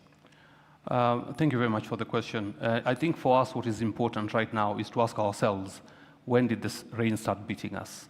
Why did the sponsors take flight? Why did they run away? What happened to SuperSport? What happened to SportPesa? What happened to all the big corporates that used to participate in development of football in this country? They ran away because of the mediocrity, the ineptitude, and the corruption in the game. So we have to tackle that first without fear or favor. If you look at what sponsors look for, they look for ROI. They look for return on investment. What are they getting? Is there value for their shilling in whatever it is that they're doing? And I'll speak for myself. What will I do? I've done it before. Look at 2015. I brought the first big sponsorship into Kenyan football through SportPesa when they supported Super 8 League. So actually, I brought Safaricom into football, into the football sponsorship space back in 2004 with the first edition of the Super 8, which eventually transitioned into the sponsorship transition into Sakata and lately what you call Chapadimba. All that was a baby of extreme sports. We nurtured it from the beginning. So I've shown my capacity in the past in terms of bringing corporate partners on board, and we will continue to build on that. But most importantly for sponsors is they look for return on investment, they look for credibility, they look for accountability, they look for transparency, which is lacking in the current administration. All right. Thank you very much, gentlemen. Thank you for the applause to the candidates. And now we'll be taking the second set of questions. Abula Ahmed, over to you. Asante sana Wome. Mbali na kuwa ni mwanahabari, hujanieleza kwamba una kipaji cha kuwa referee. Ni kadi nyekundu tu ndo una hapo. Nimezingirwa na watu ambao wamechangia kwa njia moja au nyingine kuendeleza soka nchini Kenya. Ni mpatie nafasi Kairo Nyoiki ambaye ni mkufunzi aulize swali lake. Good evening everyone. My question to the candidates is, Do you guys believe in the integrity and independence of the electoral board as it stands?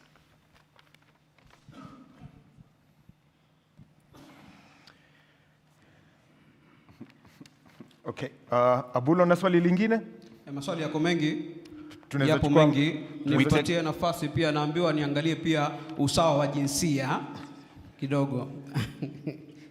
Uliza swali. Good evening. My questions goes to Shimanyula. Kakamega Boys has been involved in match fixing since 2019. Are you directly involved? Tafadhali tupatie jina lako. Ruth Mweni. One more, Abula, before we move on. Swali la tatu, nadhani kila mtu atapata nafasi. Swali la tatu, tuende kwa Boniface Ambani. Good evening. My name is Harambani Boniface. I think I direct my questions to the two gentlemen over there. That's Ochola and Shimanyula. I don't know if it's a question, but I don't know how you're going to respond to it. You know, the way you guys behave when are giving our players contracts to sign, in the same way I'm seeing you guys are behaving the way you're signing contracts with sponsors. You know, Ochola, seeing you running a big team like Gor Mahia, and then you're seated here telling Kenyans that you do not understand what's in those contracts, I fail to understand, surely. Shimanyula, you are the chairman of Kakamega Boys. And I believe when somebody is signing a contract, you're supposed to read the contract, you understand, and then you sign it. I think a contract around 7 clauses. So there's offer, acceptance, and then when you accept, you have to sign. So I don't understand why the two of you are here seated, you're seeking for an elective post, and then you personally, you do not even understand what the contracts entail. So I think maybe, sorry to say, but I need answers. Well, thank you, Boniface Mbani, of course, a legend of the game in the country. But I believe what Boniface is talking about is player welfare. This is an area that we also need to get into now that contracts are also involved, Wahome. So let's begin with Barry, player welfare. We'll get to, of course, Cleophas and Ochola. But let's begin with you, Barry, now that you have been running football for last 5 years in the country. Player welfare and the way contracts are designed in the country. What are you going to change? I think, first of all, I would want to request that we do some fact-checking on what candidates are saying. Yes. Because one, extreme sports didn't give birth to Chapadimba or to Sakata. Yes. So let's check facts. Two, very quickly, Wahome. I think the issue of sponsorship, yes, SportPesa sponsored extreme sports, but that sponsorship was also terminated just under 2 years for reasons best known to people here. Now, on to my second, or on to the issue of player welfare. Yes. Now, I have been CEO of Fkf for 5 years, and people keep on shouting about that. But all these gentlemen here have been in football longer than me. I'm actually the youngest. So the issue didn't start when I became CEO. The issue has been there. And Robinson, what has been the issue? The issue has been this, that we have not built the capacity of our people, that we are taught how to play football from a very young age, but then we are not given the prerequisite skills to transition into administration. Look at the presidential candidates here. Go to their websites. Check how they look. Go to the websites of clubs. Look at clubs, even big clubs like Gor Mahia. Why are they being sanctioned by FIFA for wrongful termination of player contracts or maybe coaches? What we intend to do, and when we say we want to develop football beyond the pitch, is that we want to equip football administrators at both levels, both at the club level and at the grassroots level, with the necessary skills to ensure that football is sustainable, but also they understand the commercialization of football assets. And someone has talked about the KPL deal.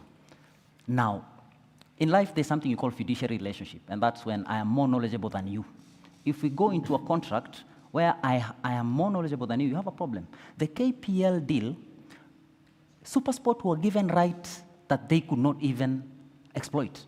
And this was because the people who were in that office then didn't understand what to do. So we are very committed in capacity building, in exchange programs that will bring our people to a certain level where they can ensure that football is sustainable, but also know what contracts they're getting into. Thank you. I think I have a right of... you have a right of reply. Of reply. So maybe if you give me the opportunity to reply to that. Yes, you have. In 2004, we were the first company to be sponsored by Safaricom for the Super 8 League, and that is a fact. The terms and conditions of Sakata were copy-paste the rules and regulations of extreme sports, which we crafted from scratch. And that's what I meant when I said that we gave birth to what became Sakata and to what became Chapadimba. Actually, the rules and regulations in 2005 or 2006, after Super 8 had been started, is what was copy-pasted by the same people who were at Extreme Sports who went and did Sakata. So that is a fact, it's on record. We cannot allow this platform to be used for falsehoods. On the issue of SportPesa and the termination of the sponsorship, let Barry Otieno here, who is really privileged, considering all the ills the Federation has done to share this platform with us, show us where the termination of the contract is. The termination of the contract by SportPesa or by Extreme Sports was also as a result by the intimidation, coercion, threats by the Federation to stifle anything meaningful, by anything that was done meaningful. And it is important for us to set the record straight that hundreds of thousands of young people suffered out of the intimidation that was caused by the Federation in trying to kill grassroots football. And that is a fact. So when you talk about sponsors running away from grassroots football, it is because of the coercion, intimidation, blackmail that came from FKF. And those are the things that we are going to finish come 7th of December this year. Okay. Yes, of course, as we continue with this conversation. Yes, as we continue with this conversation. Tafadhali tumie lugha ambayo haitaleta vurugu. Yes. Na tuweke ndio. Sisi wote ni washindani, sio maadui.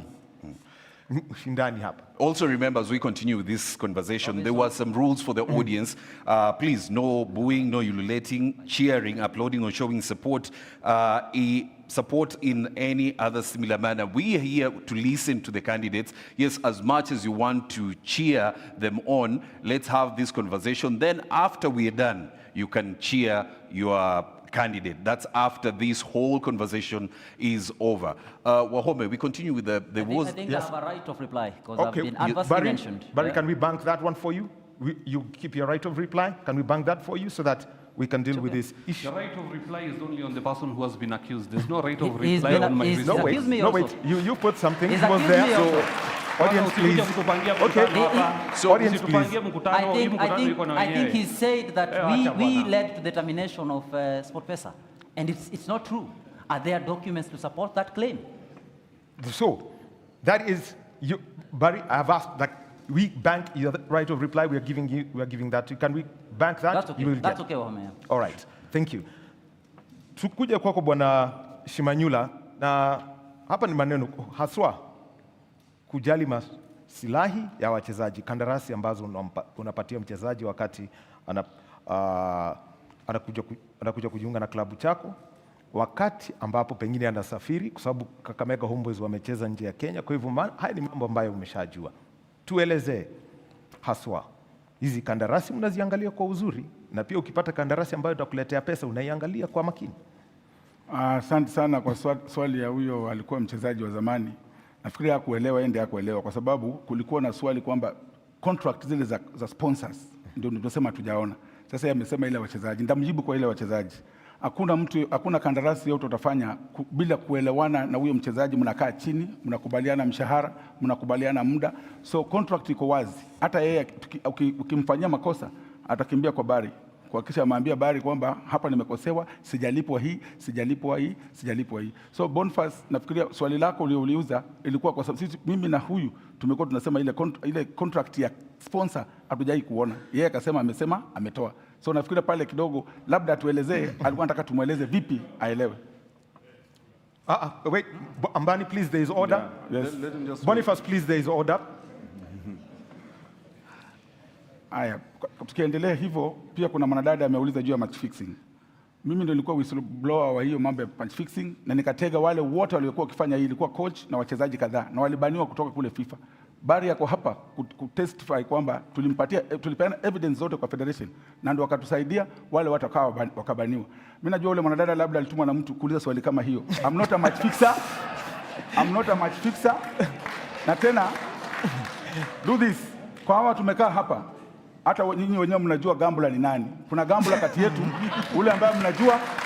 Haya, sikiza boss, ni vizuri tusikize kwa sababu usiwe biased. Yes. Kwa sababu nikwambia hivyo, kuna gambler mmoja hapa, international gambler. Sasa ukikuja kutuambia match fixing, I cannot fix a match. Okay. Thank you very much. And pia swali moja, and this is because I'll also be coming to that because you've brought it out. Yes. Swali kuhusu match fixing. Yeah. Ni vipi utafanya? Kwa sababu Kenya hatuna sheria.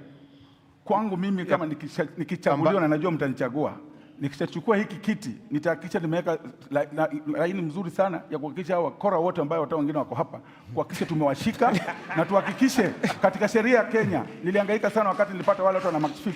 Tuhakikishe imewekwa katika bunge ya Kenya, tuweke match fixers wawe fungwe maisha, kwa sababu hiyo ndio mchezo inaharibu games.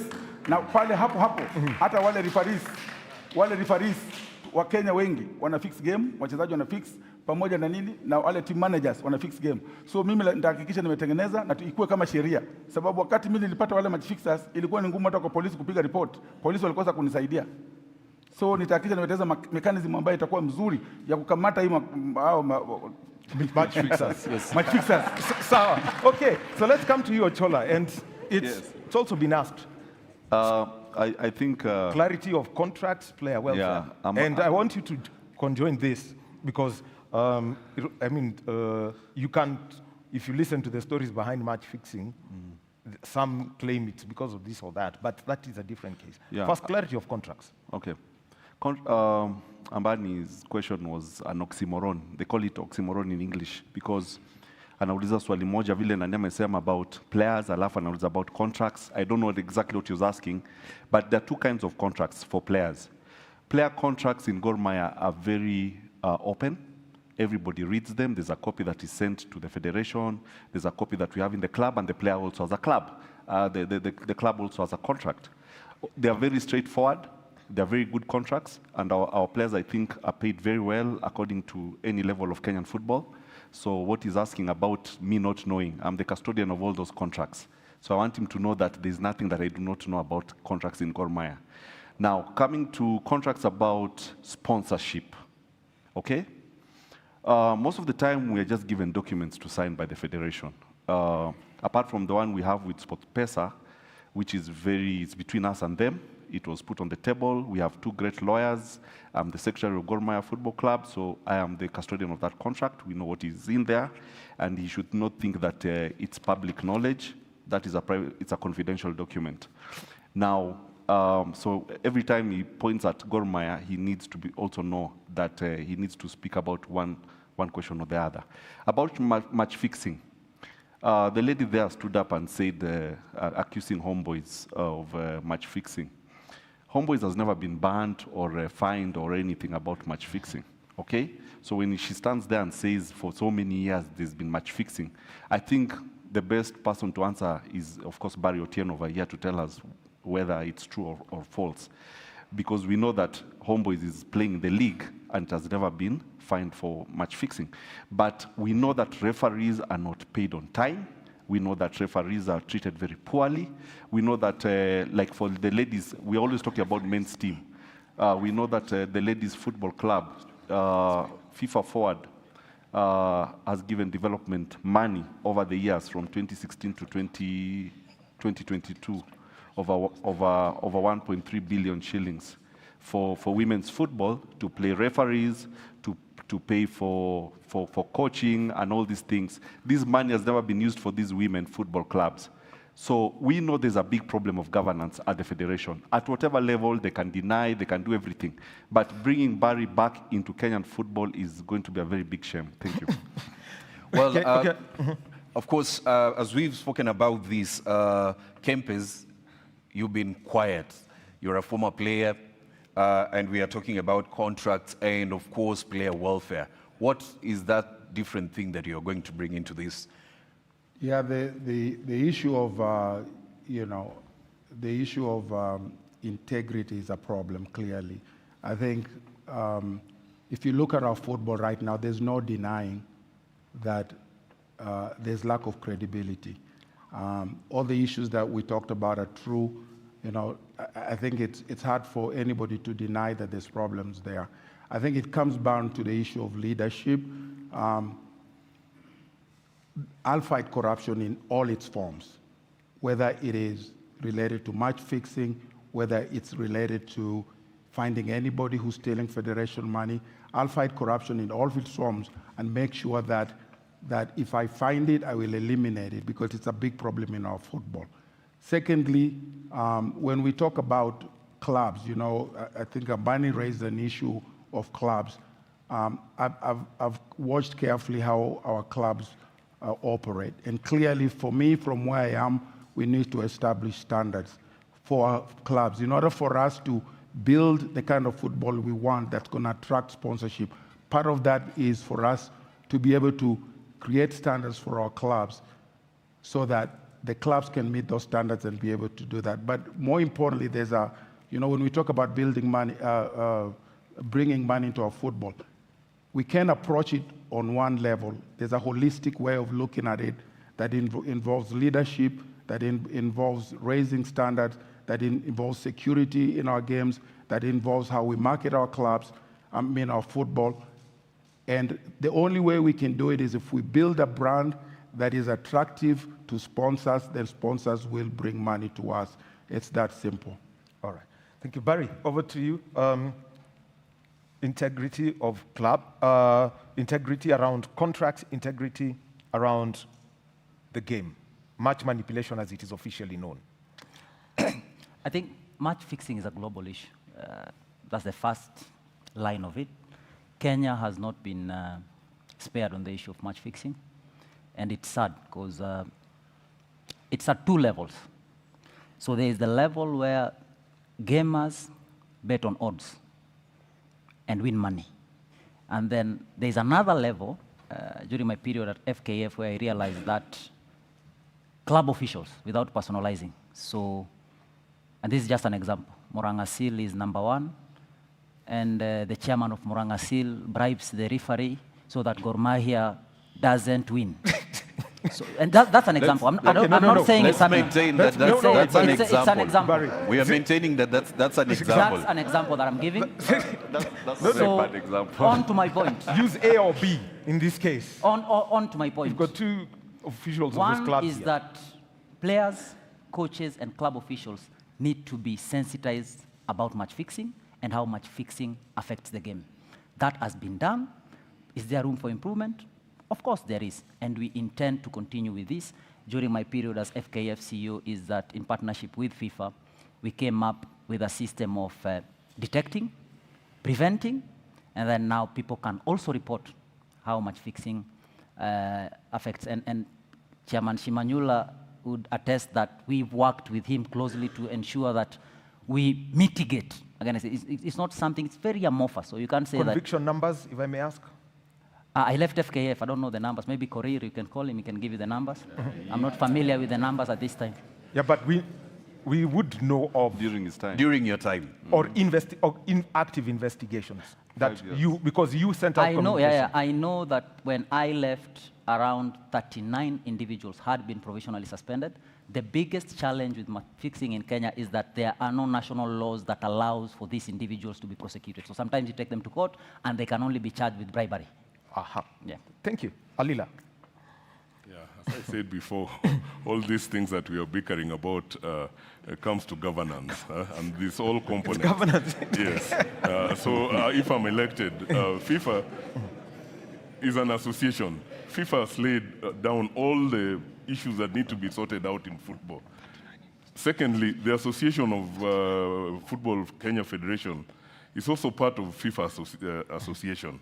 That's why as FKF is a regulator, all this that we are saying is that FKF should not be involving in side issues. It should be a regulator in that these leagues that we have, FKF has got what we call their properties. That is the first tier league, that is also 18 clubs.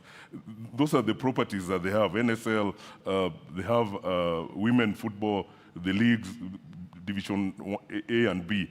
All these issues need to be aligned so that we can have value in our leagues. In that governance issues that I keep on, we are all bickering, match fixing, club licensing, integrity in football, all these are lying in governance. And that's what, if I'm elected, I'm going to fix. There's no rocket science in running football.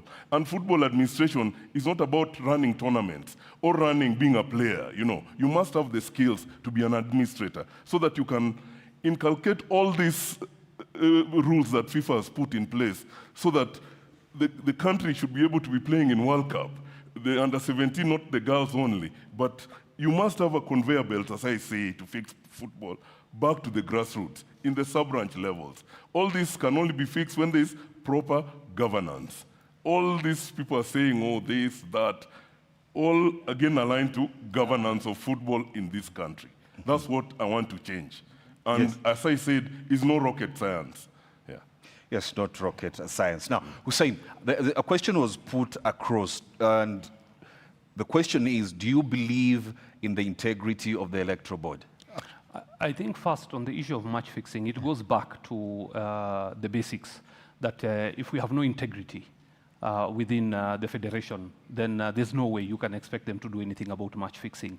I think it is rampant. It's in the public domain, what has happened in the past, and it all goes back to issues of integrity. And that integrity is what is lacking. We need to take care of referees' welfare. We need to make sure that they are remunerated well. We need to make sure that there's enough capacity building at all levels so that we avoid match fixing in the future. We need to make sure that all the clubs and owners of clubs are sensitized. And we need to make sure, again, and I agree here with Tom when he says it's issues of governance, you cannot talk of integrity when in 2021 you are banned for 6 months by CAF for tearing up PCRs for COVID. And this is on record. You know, this is on record. Yes. In 2020, Barry here, again, went and wrote a letter to CAF, which got our women out of AFCON. So when you talk of integrity, you have to be able to stand up on your 2 feet and say, I have no allegations against me. I'm not on record having stolen anything. So we have to be very, very adamant that integrity is the bedrock of us being able to find sustainable solutions moving forward. And that integrity is what we lack. On the issue of independence of electoral board, which is the question that was asked earlier, is from the beginning we were clear. And we said, number one, the FKF electoral board needs to be out of FKF offices. And it's human nature. If IEBC was operating at State House, do you think the opposition would agree? They would not. IEBC cannot operate from State House. Number two, who are the staff supporting the electoral board? It's the FKF staff. So where is the fairness? Where is the impartiality in that process? The other thing we talked about the electoral board, remember the SGM. And again, I was on record at the FKF SGM, of which Barry had vowed I will never attend, and I attended. At that SGM, we passed the electoral board. And we told them that we have confidence in you, and we will trust you to do the right thing, and we will give you full cooperation, and we will give you our support. And that was at the beginning. Along the way, we've raised serious red flags about the independence of the board. 1, on address. 2, on the voter register. 3, on the list of delegates, which, again, was supplied by Barry before he left FKF. Where is the independence in that? Let me finish. The fourth thing, we are telling the Independent Electoral Board, why do you keep switching names every now and then? This week alone, they have switched the name of candidates several times, which is unacceptable. How do we have 5 days to the general election, to the election on Saturday? No civic education, no meeting with the candidates. So far, they have not met with us. They have not outlined what will happen on Saturday. We have no idea who the returning officers are. So what I'm trying to say about the Electoral Board is this. We told you we trust you, and we gave you the mandate to run this election. Let it be free, let it be fair, let it be above board, you have to be accountable, it has to be verifiable. That's all we ask of the board. I think I want to make a I think I have Let a Barry right respond. of reply. Yes. Barry, And the first thing is, I don't know who's keeping the time. Hussein, Hussein, 2 minutes seem to be 5. Huh? No, I do have an issue with time because you seem Yeah. to be giving a lot of time to certain individuals. So, but let me go into it. In the interest of fairness, can you give equal time to everybody? Okay. Yeah. So can I go? We'll appreciate Barry, that. go I have fast. a right A of minute. rebuttal, yeah? Yes, a minute I to should reply, have- especially about the letters to CAF. So there have been a number of accusations. And the highest calling for man is the calling of God. And I'm surprised when a Muslim who goes around wearing betting clothes, clearly advertising Excuse me, betting, please. talks about issues of integrity. That's not integrity. No. Now, We let me will go not- on to my I will- second point. Let me go on to my second point. We will not, I mean. It's true. Wait, He has photos all over social media wearing betting and he's Muslim. Just a minute, Barry. Serious, Barry, I think as a country. What is integrity? Wait. As a country, the laws of this land do allow for non-discrimination across. I'm not discriminating. Cultural Mohammed. or anything. So. I apologize. Let me go to my point. Okay, the point specifically is the letter to CAF he mentioned. I have been accused of not being a person of high standing in terms of integrity by someone who I also believe shoots on this side and stays on this side. If you say you are a person of integrity, I mean, you can do a background check on me and do a background check on him. Now, on to the letter, if you allow me to answer that. 2 minutes. I mean, I gave you a minute to answer. I gave you a minute to answer that. You've taken half the time. Stick to the letter, please. Let me speak to the letter. Thank you, Wome.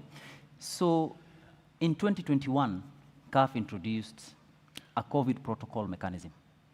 And I don't want to speak into it. There were national team players that were there. I never saw any COVID results. The issue that we were playing away in Comoros, Comoros has got 1 hospital and 1 bank. By regulation, if a player was found to be positive on COVID, you needed to, as a right, you were supposed to be given an alternative hospital to test these players. That's what I asked for, and the officials were not happy. I never told any people. Thank you. Yes, Alila, briefly, because we also have another set of people that want to also ask questions. I wanted to bring in a second on issues of the electoral board. Sure. I think when the FKF convened the SGM, the electoral board is supposed to be presented at the same time when the SGM is going on, and they need to be also appeals committee. That is present. This is according to FIFA statute. I think my friend Hussein, I think, represented Muranga Seal, and he was part of that convention. I mean, he was part of the SGM. And I don't want to go to the sub judice rule on issue because we have gone to court over this matter of the electoral board, because procedures were not followed. The statute of FIFA states that an electoral board members, and I think Barry here can verify, must be members of FKF. You cannot get people from outside. That is FIFA statute, and it's all well elaborated in FKF constitution. So mistakes were done at that board, and we have an issue that I'm running under protest because we have a case going on at SDT. So the rules were not followed. That's why the eligibility of the board is in question. So that is something that we must put forward as we go on.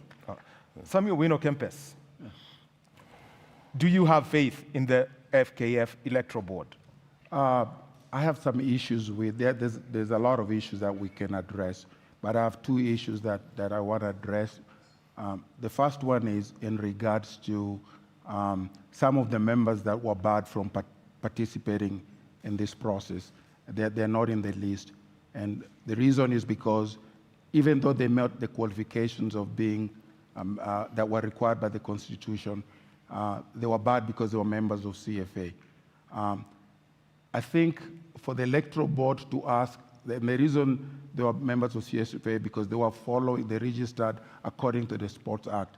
So for me, for the Electoral Board to ban people who are actually following what the law requires makes no sense to me. They are opening themselves up to legal issues in the future. Secondly, my other concern is the issue of security and that we have a secret balloting, because what happens typically is during elections, people come in with their phones and then they're promised money and then they take photos of their ballot and then they're given the balance of the money.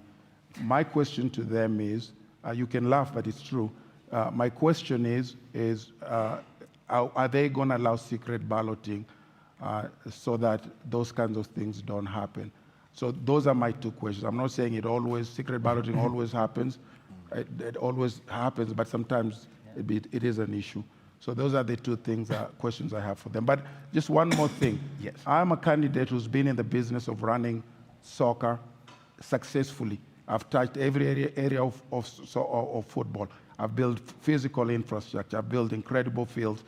I've been involved in building tournaments, leagues, all that stuff. So I've been involved in building successful business. I understand what it means to build successful businesses, and I am capable of doing the same here. I have the vision for this country, and I'm capable of replicating what I've done for this country. Yes, thank you, Kempes. Ochola, do you also have issues with the FKF Electoral Board? Oh, yes, definitely. I think so long as they're sitting at Kandanda House and managing all their business from there, there is a big problem. They need to be independent, and they need to move out of that place. Secondly, the complaints committee, of course, was not constituted at the SGM. And so going to the same board to cry about members being put in and out is really not the way to go. So there's an anomaly in that. Another thing I want to say is that we have a presidential candidate here, who was the Secretary General. If you look at the list of all those football clubs and all those registered members who are going to vote, who are going to be voters, he prepared this list of he was the Secretary General, so he knows all the people he had put in there. So after putting all the list of players, football clubs, and chairman, and then you resign and come and say that now you want to be Just a presidential candidate. Let me tell you one thing. It's still about the board. It's still about the board. So you prepare the list, then you resign, come and sit here and say, I want to be the presidential candidate, and yet you already know all the people you had shortlisted. The board cannot allow such people to be candidates. The board, if we are following the rules and regulations as put by the Federation and FIFA statutes, the candidates also here need to, there are issues even with the candidates as we sit over here. Are they really part of, did they fit the criteria? That is the $1 million question. So the question I want to ask is, there are elected officials from the regions who are in office as we speak, because there's no vacuum. Let's move away from that. That is not in the rules and regulations. It is now, not there. For the 18, remember, to sit here as a member, you must be brought by what? By a club. By a club. Yeah, exactly. So how do you resign, and then what club will sponsor you to come to sit here? What I'm saying is this: how are you the Secretary General of a federation? You prepare the list of all the delegates, and then you resign and come and sit here, and you want to be the president, and the board clears you. Is that fair? Cleo, una imani na bodi ya uchaguzi?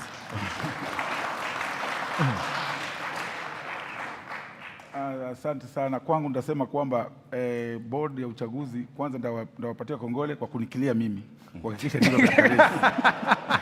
Because walifanya vizuri sana kuhakikisha wamenikilia. But shida yangu kubwa kabisa ni vile ndugu yangu ameongea, ndugu yetu Bari pia amekuja pia na contest.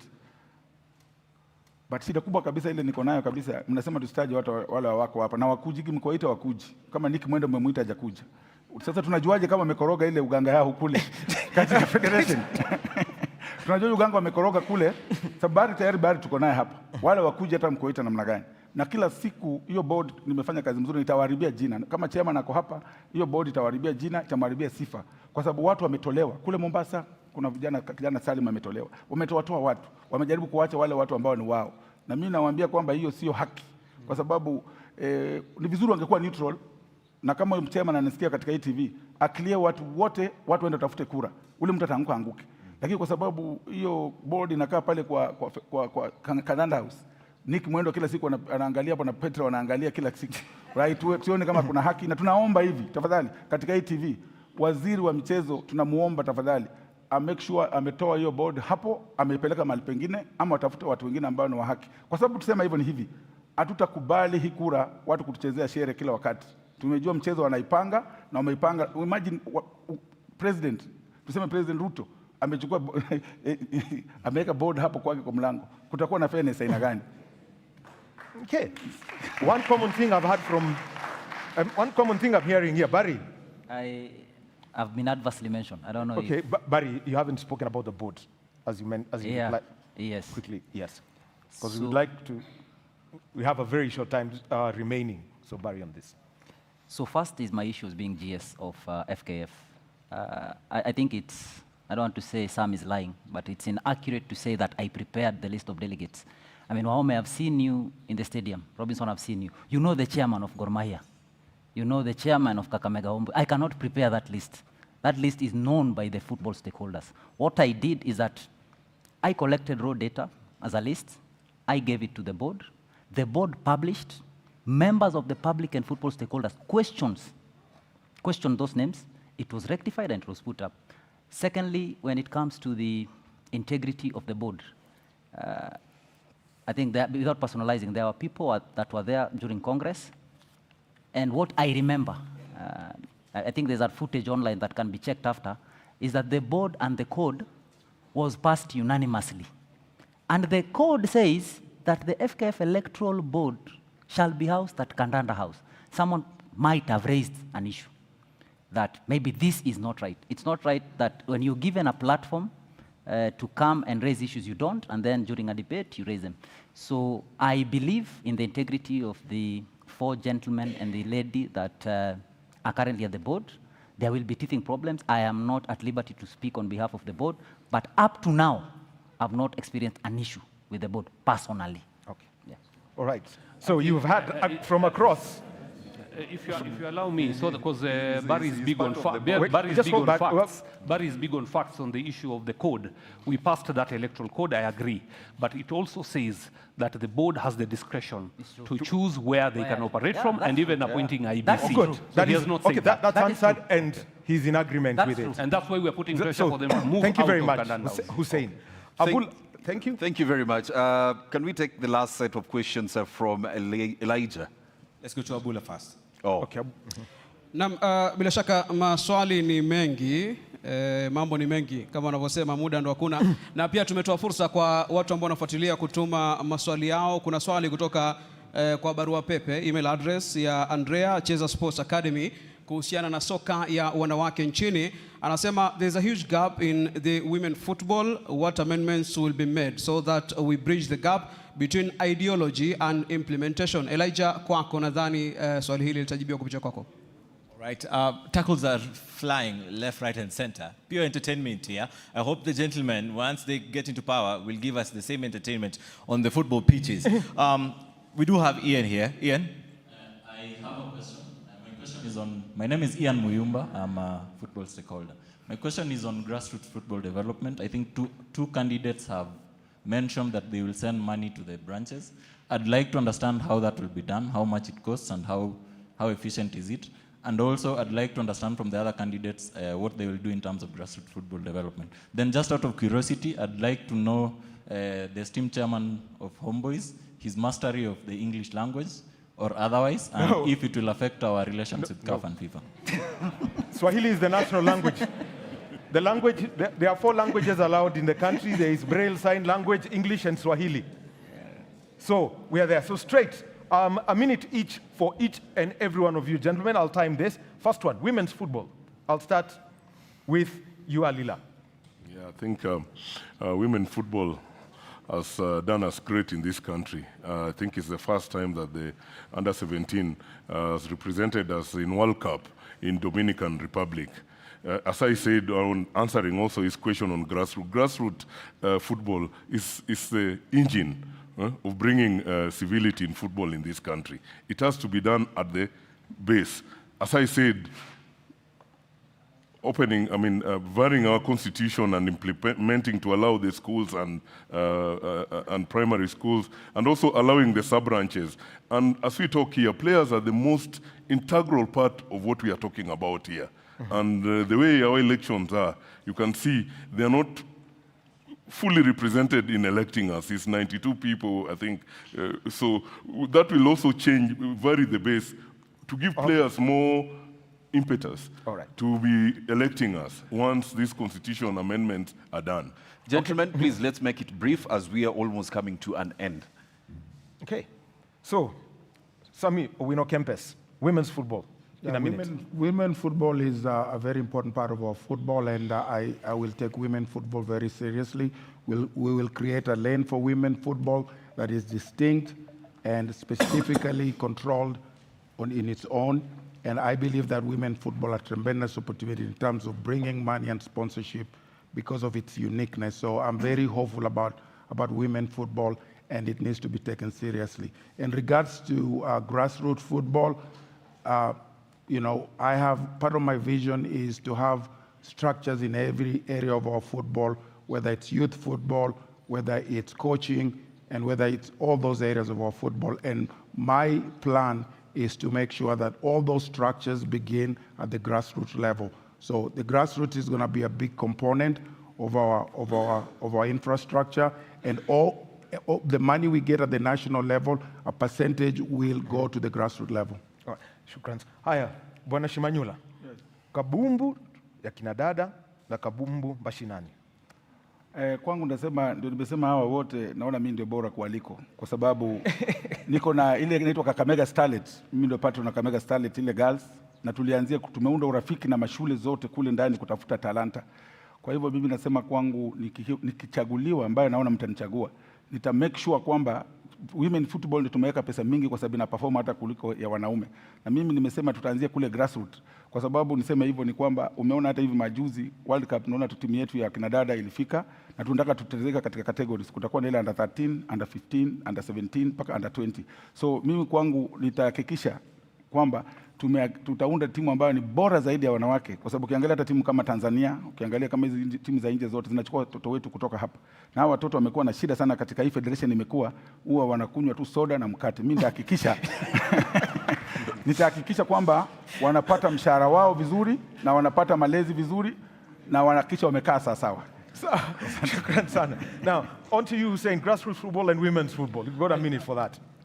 Thank you. I think on the issue of women football, it's undoubtedly the fastest growing sports, rather department within football. If you look at worldwide today, all over the world, there's a lot of emphasis on women football. It must be the same here.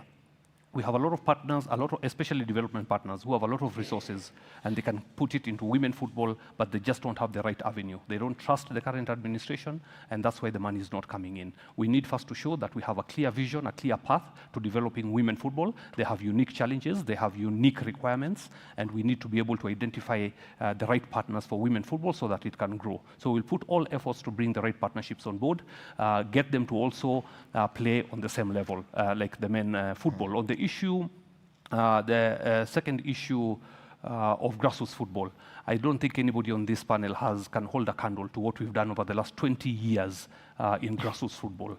With extreme sports, everybody knows, even my brother Barry here is a product of extreme sports, by the way, from the grassroots. Okay, so over to you, Barry. Barry, the next minute is yours, and then after that, the next minute belongs to Ochola. 1 minute each, then okay. We'll Thank be you. I wrapping think, up. yeah, it's true. I was part of extreme sports. The reason I left is that in 2017, the top scorer was a retired Fkf PL gentleman from Kawangware. I don't want to mention his name.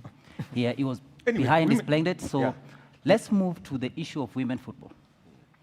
I think football should be developed holistically. Today, if you go and do a quick Google search on the MVP of the 2024, you'll find that FIFA and Google have worked to bring all 2 candidates. In the past, it was just 1 player. So now you'll get the current Women Footballer of the Year and the current Men's Footballer of the Year. So we should not look at football and then women football.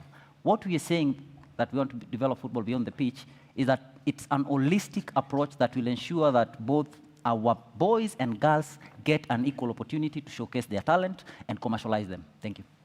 All right. Ochola? Yes. Women's football and grassroots football. Women football. I think the federation always gets money from FIFA to develop women football. Totoya says he has a football team, so does Gor. We have Gor Mahia Queens. We experience working with women football every day. Apparently, we do not get any funding for this. We know that there is funding from FIFA, but I know there is no cent we get for this women's football. So what I intend to do is make sure that all that FIFA forward development for women football, itafikia all the women wherever they are. We're going to develop them from the grassroots, and we are going to be very transparent about it, because the people who are speaking here who are in the office have never spent a cent on all the women leagues. Kazi yao tu ni just empty talk. And so we need to change that. Mm-hmm. Of course, thank you very much on that. Abula, anything else you have? Naam, kuna swali hapa kutoka kwa Jacob Gosmule, tafadhali. Thank you, everybody. First of all, let me just come from a point that I think before we started this, we should have given a minute of silence for the late Hussein Muhammad, because this is a football forum, and I think we need to respect that. So can I please get 1 minute of silence for honoring Hussein Muhammad, please? Can we stand up and have a minute of silence?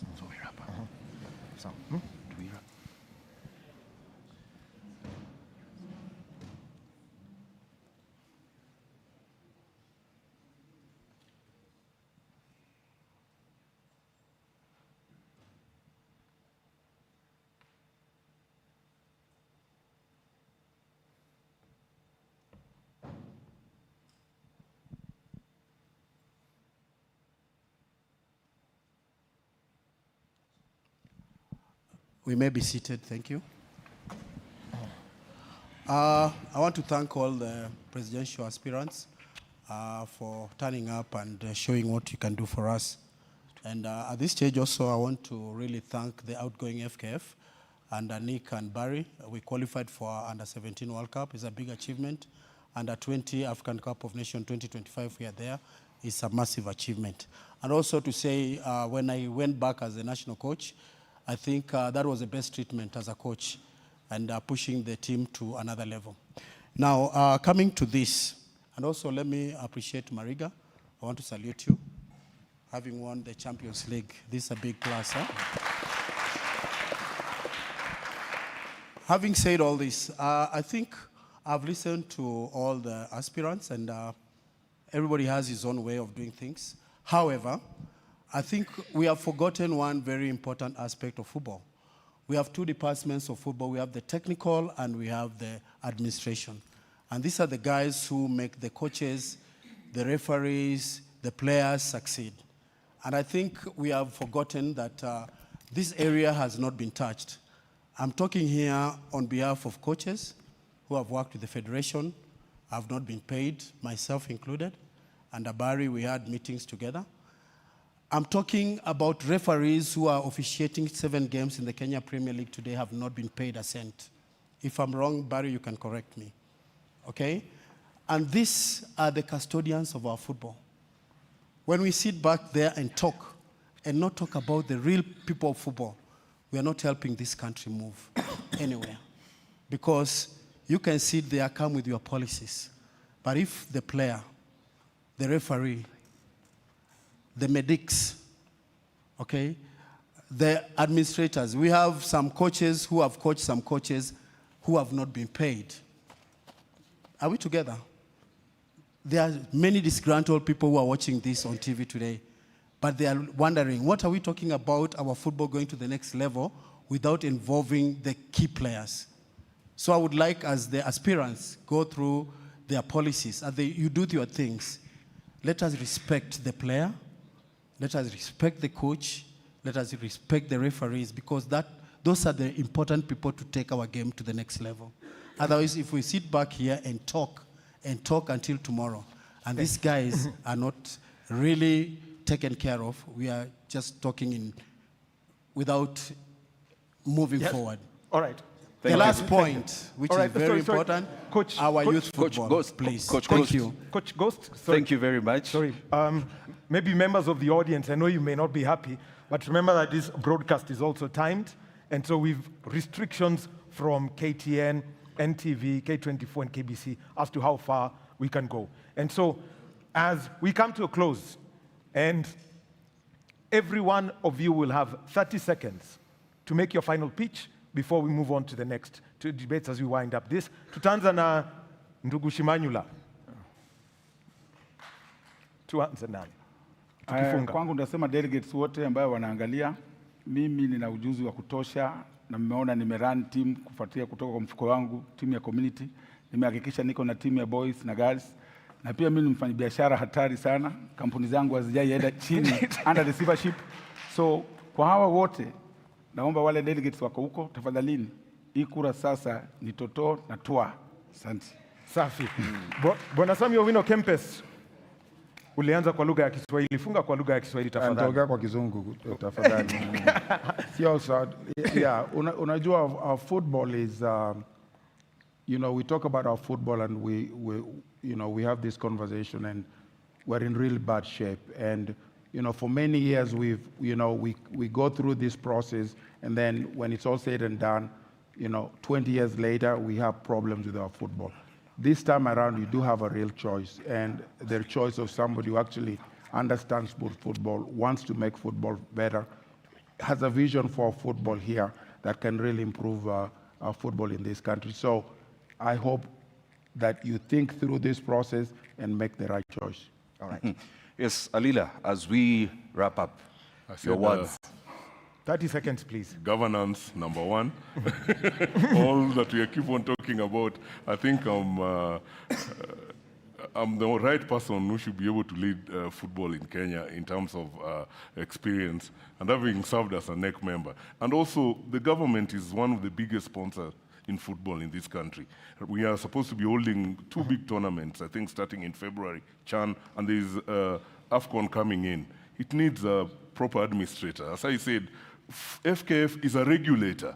FKF is not supposed, even what the coach is talking about, coaches, referees are all part of these governance issues. Once they are sorted out, things will go on as we go. So things will go on very well. We can keep on talking ABCD, but yes, governance number one, number two governance, number three. Let's move to Saif.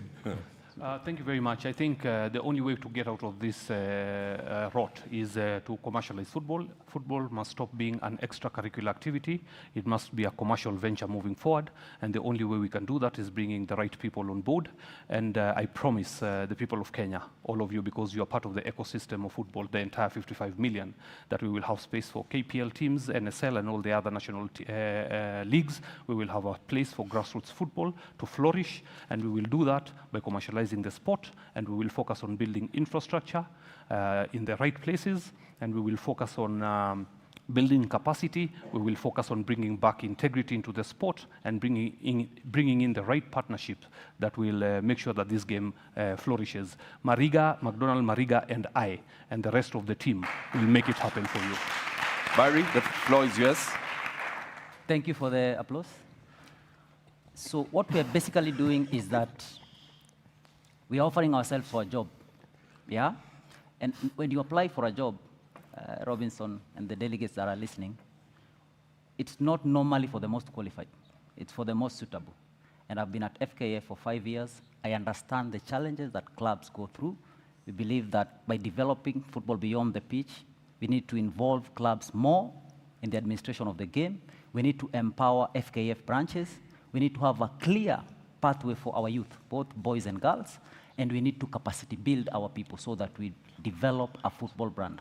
So my ask is that on 7th, when delegates come to vote, please vote for Barry Otieno and Lucy Kageni. Thank you so much. Finally, Ochola, Sam Ochola. Delegates, you're only 92, and the choice is yours. I am the SG of the biggest club in Kenya, Gor Mahia Football Club, managed very well, doing a lot of good things. We have a very good bank account at the moment because we manage our money very well as a football club. Na nataka kuambia, nyinyi 92 delegates, mukichagua any of the former office bearers wa FKF, do not blame Kenyans for bad football, do not blame Kenyans for football that will not take us anywhere. We are already out of the CAF tournament, muna Harambe Stars, na huyo coach wetu vile amefanya, na hizi ni vitu, one of our candidates here was part of it. Throughout, I want to tell you, change the federation 100%. You are 92 people, musisikize story ya wazee. Let us go to the ground and choose the best candidate, and that's me. Thank you very much. Thank you very much, Sam Ochola. Of course, thank you very much, Hussein Muhammad, Tom Alila, Barry Otieno, Sami Kempeso Wino, Ochola, and of course, Cleo Shimanyula for getting time to come and tell Kenyans and the whole world why you are the right person to lead Kenyan football. Tunashukuru sana. And of course, this is not the first and only presidential debate and town hall. We will be looking forward to many more to come before the elections are held on the 7th of December. All right, and also thank you very much to our audience that is here right here at the back. Thank you very much for your questions. You have made this production possible. And my name is Daniel Wahome. On behalf of my colleagues, Robinson Okenya, Elijah Ouko, and Abula Ahmed, I want to say thank you very much for being with us on KBC Channel 1, KTN, NTV, and K24. Have a good evening.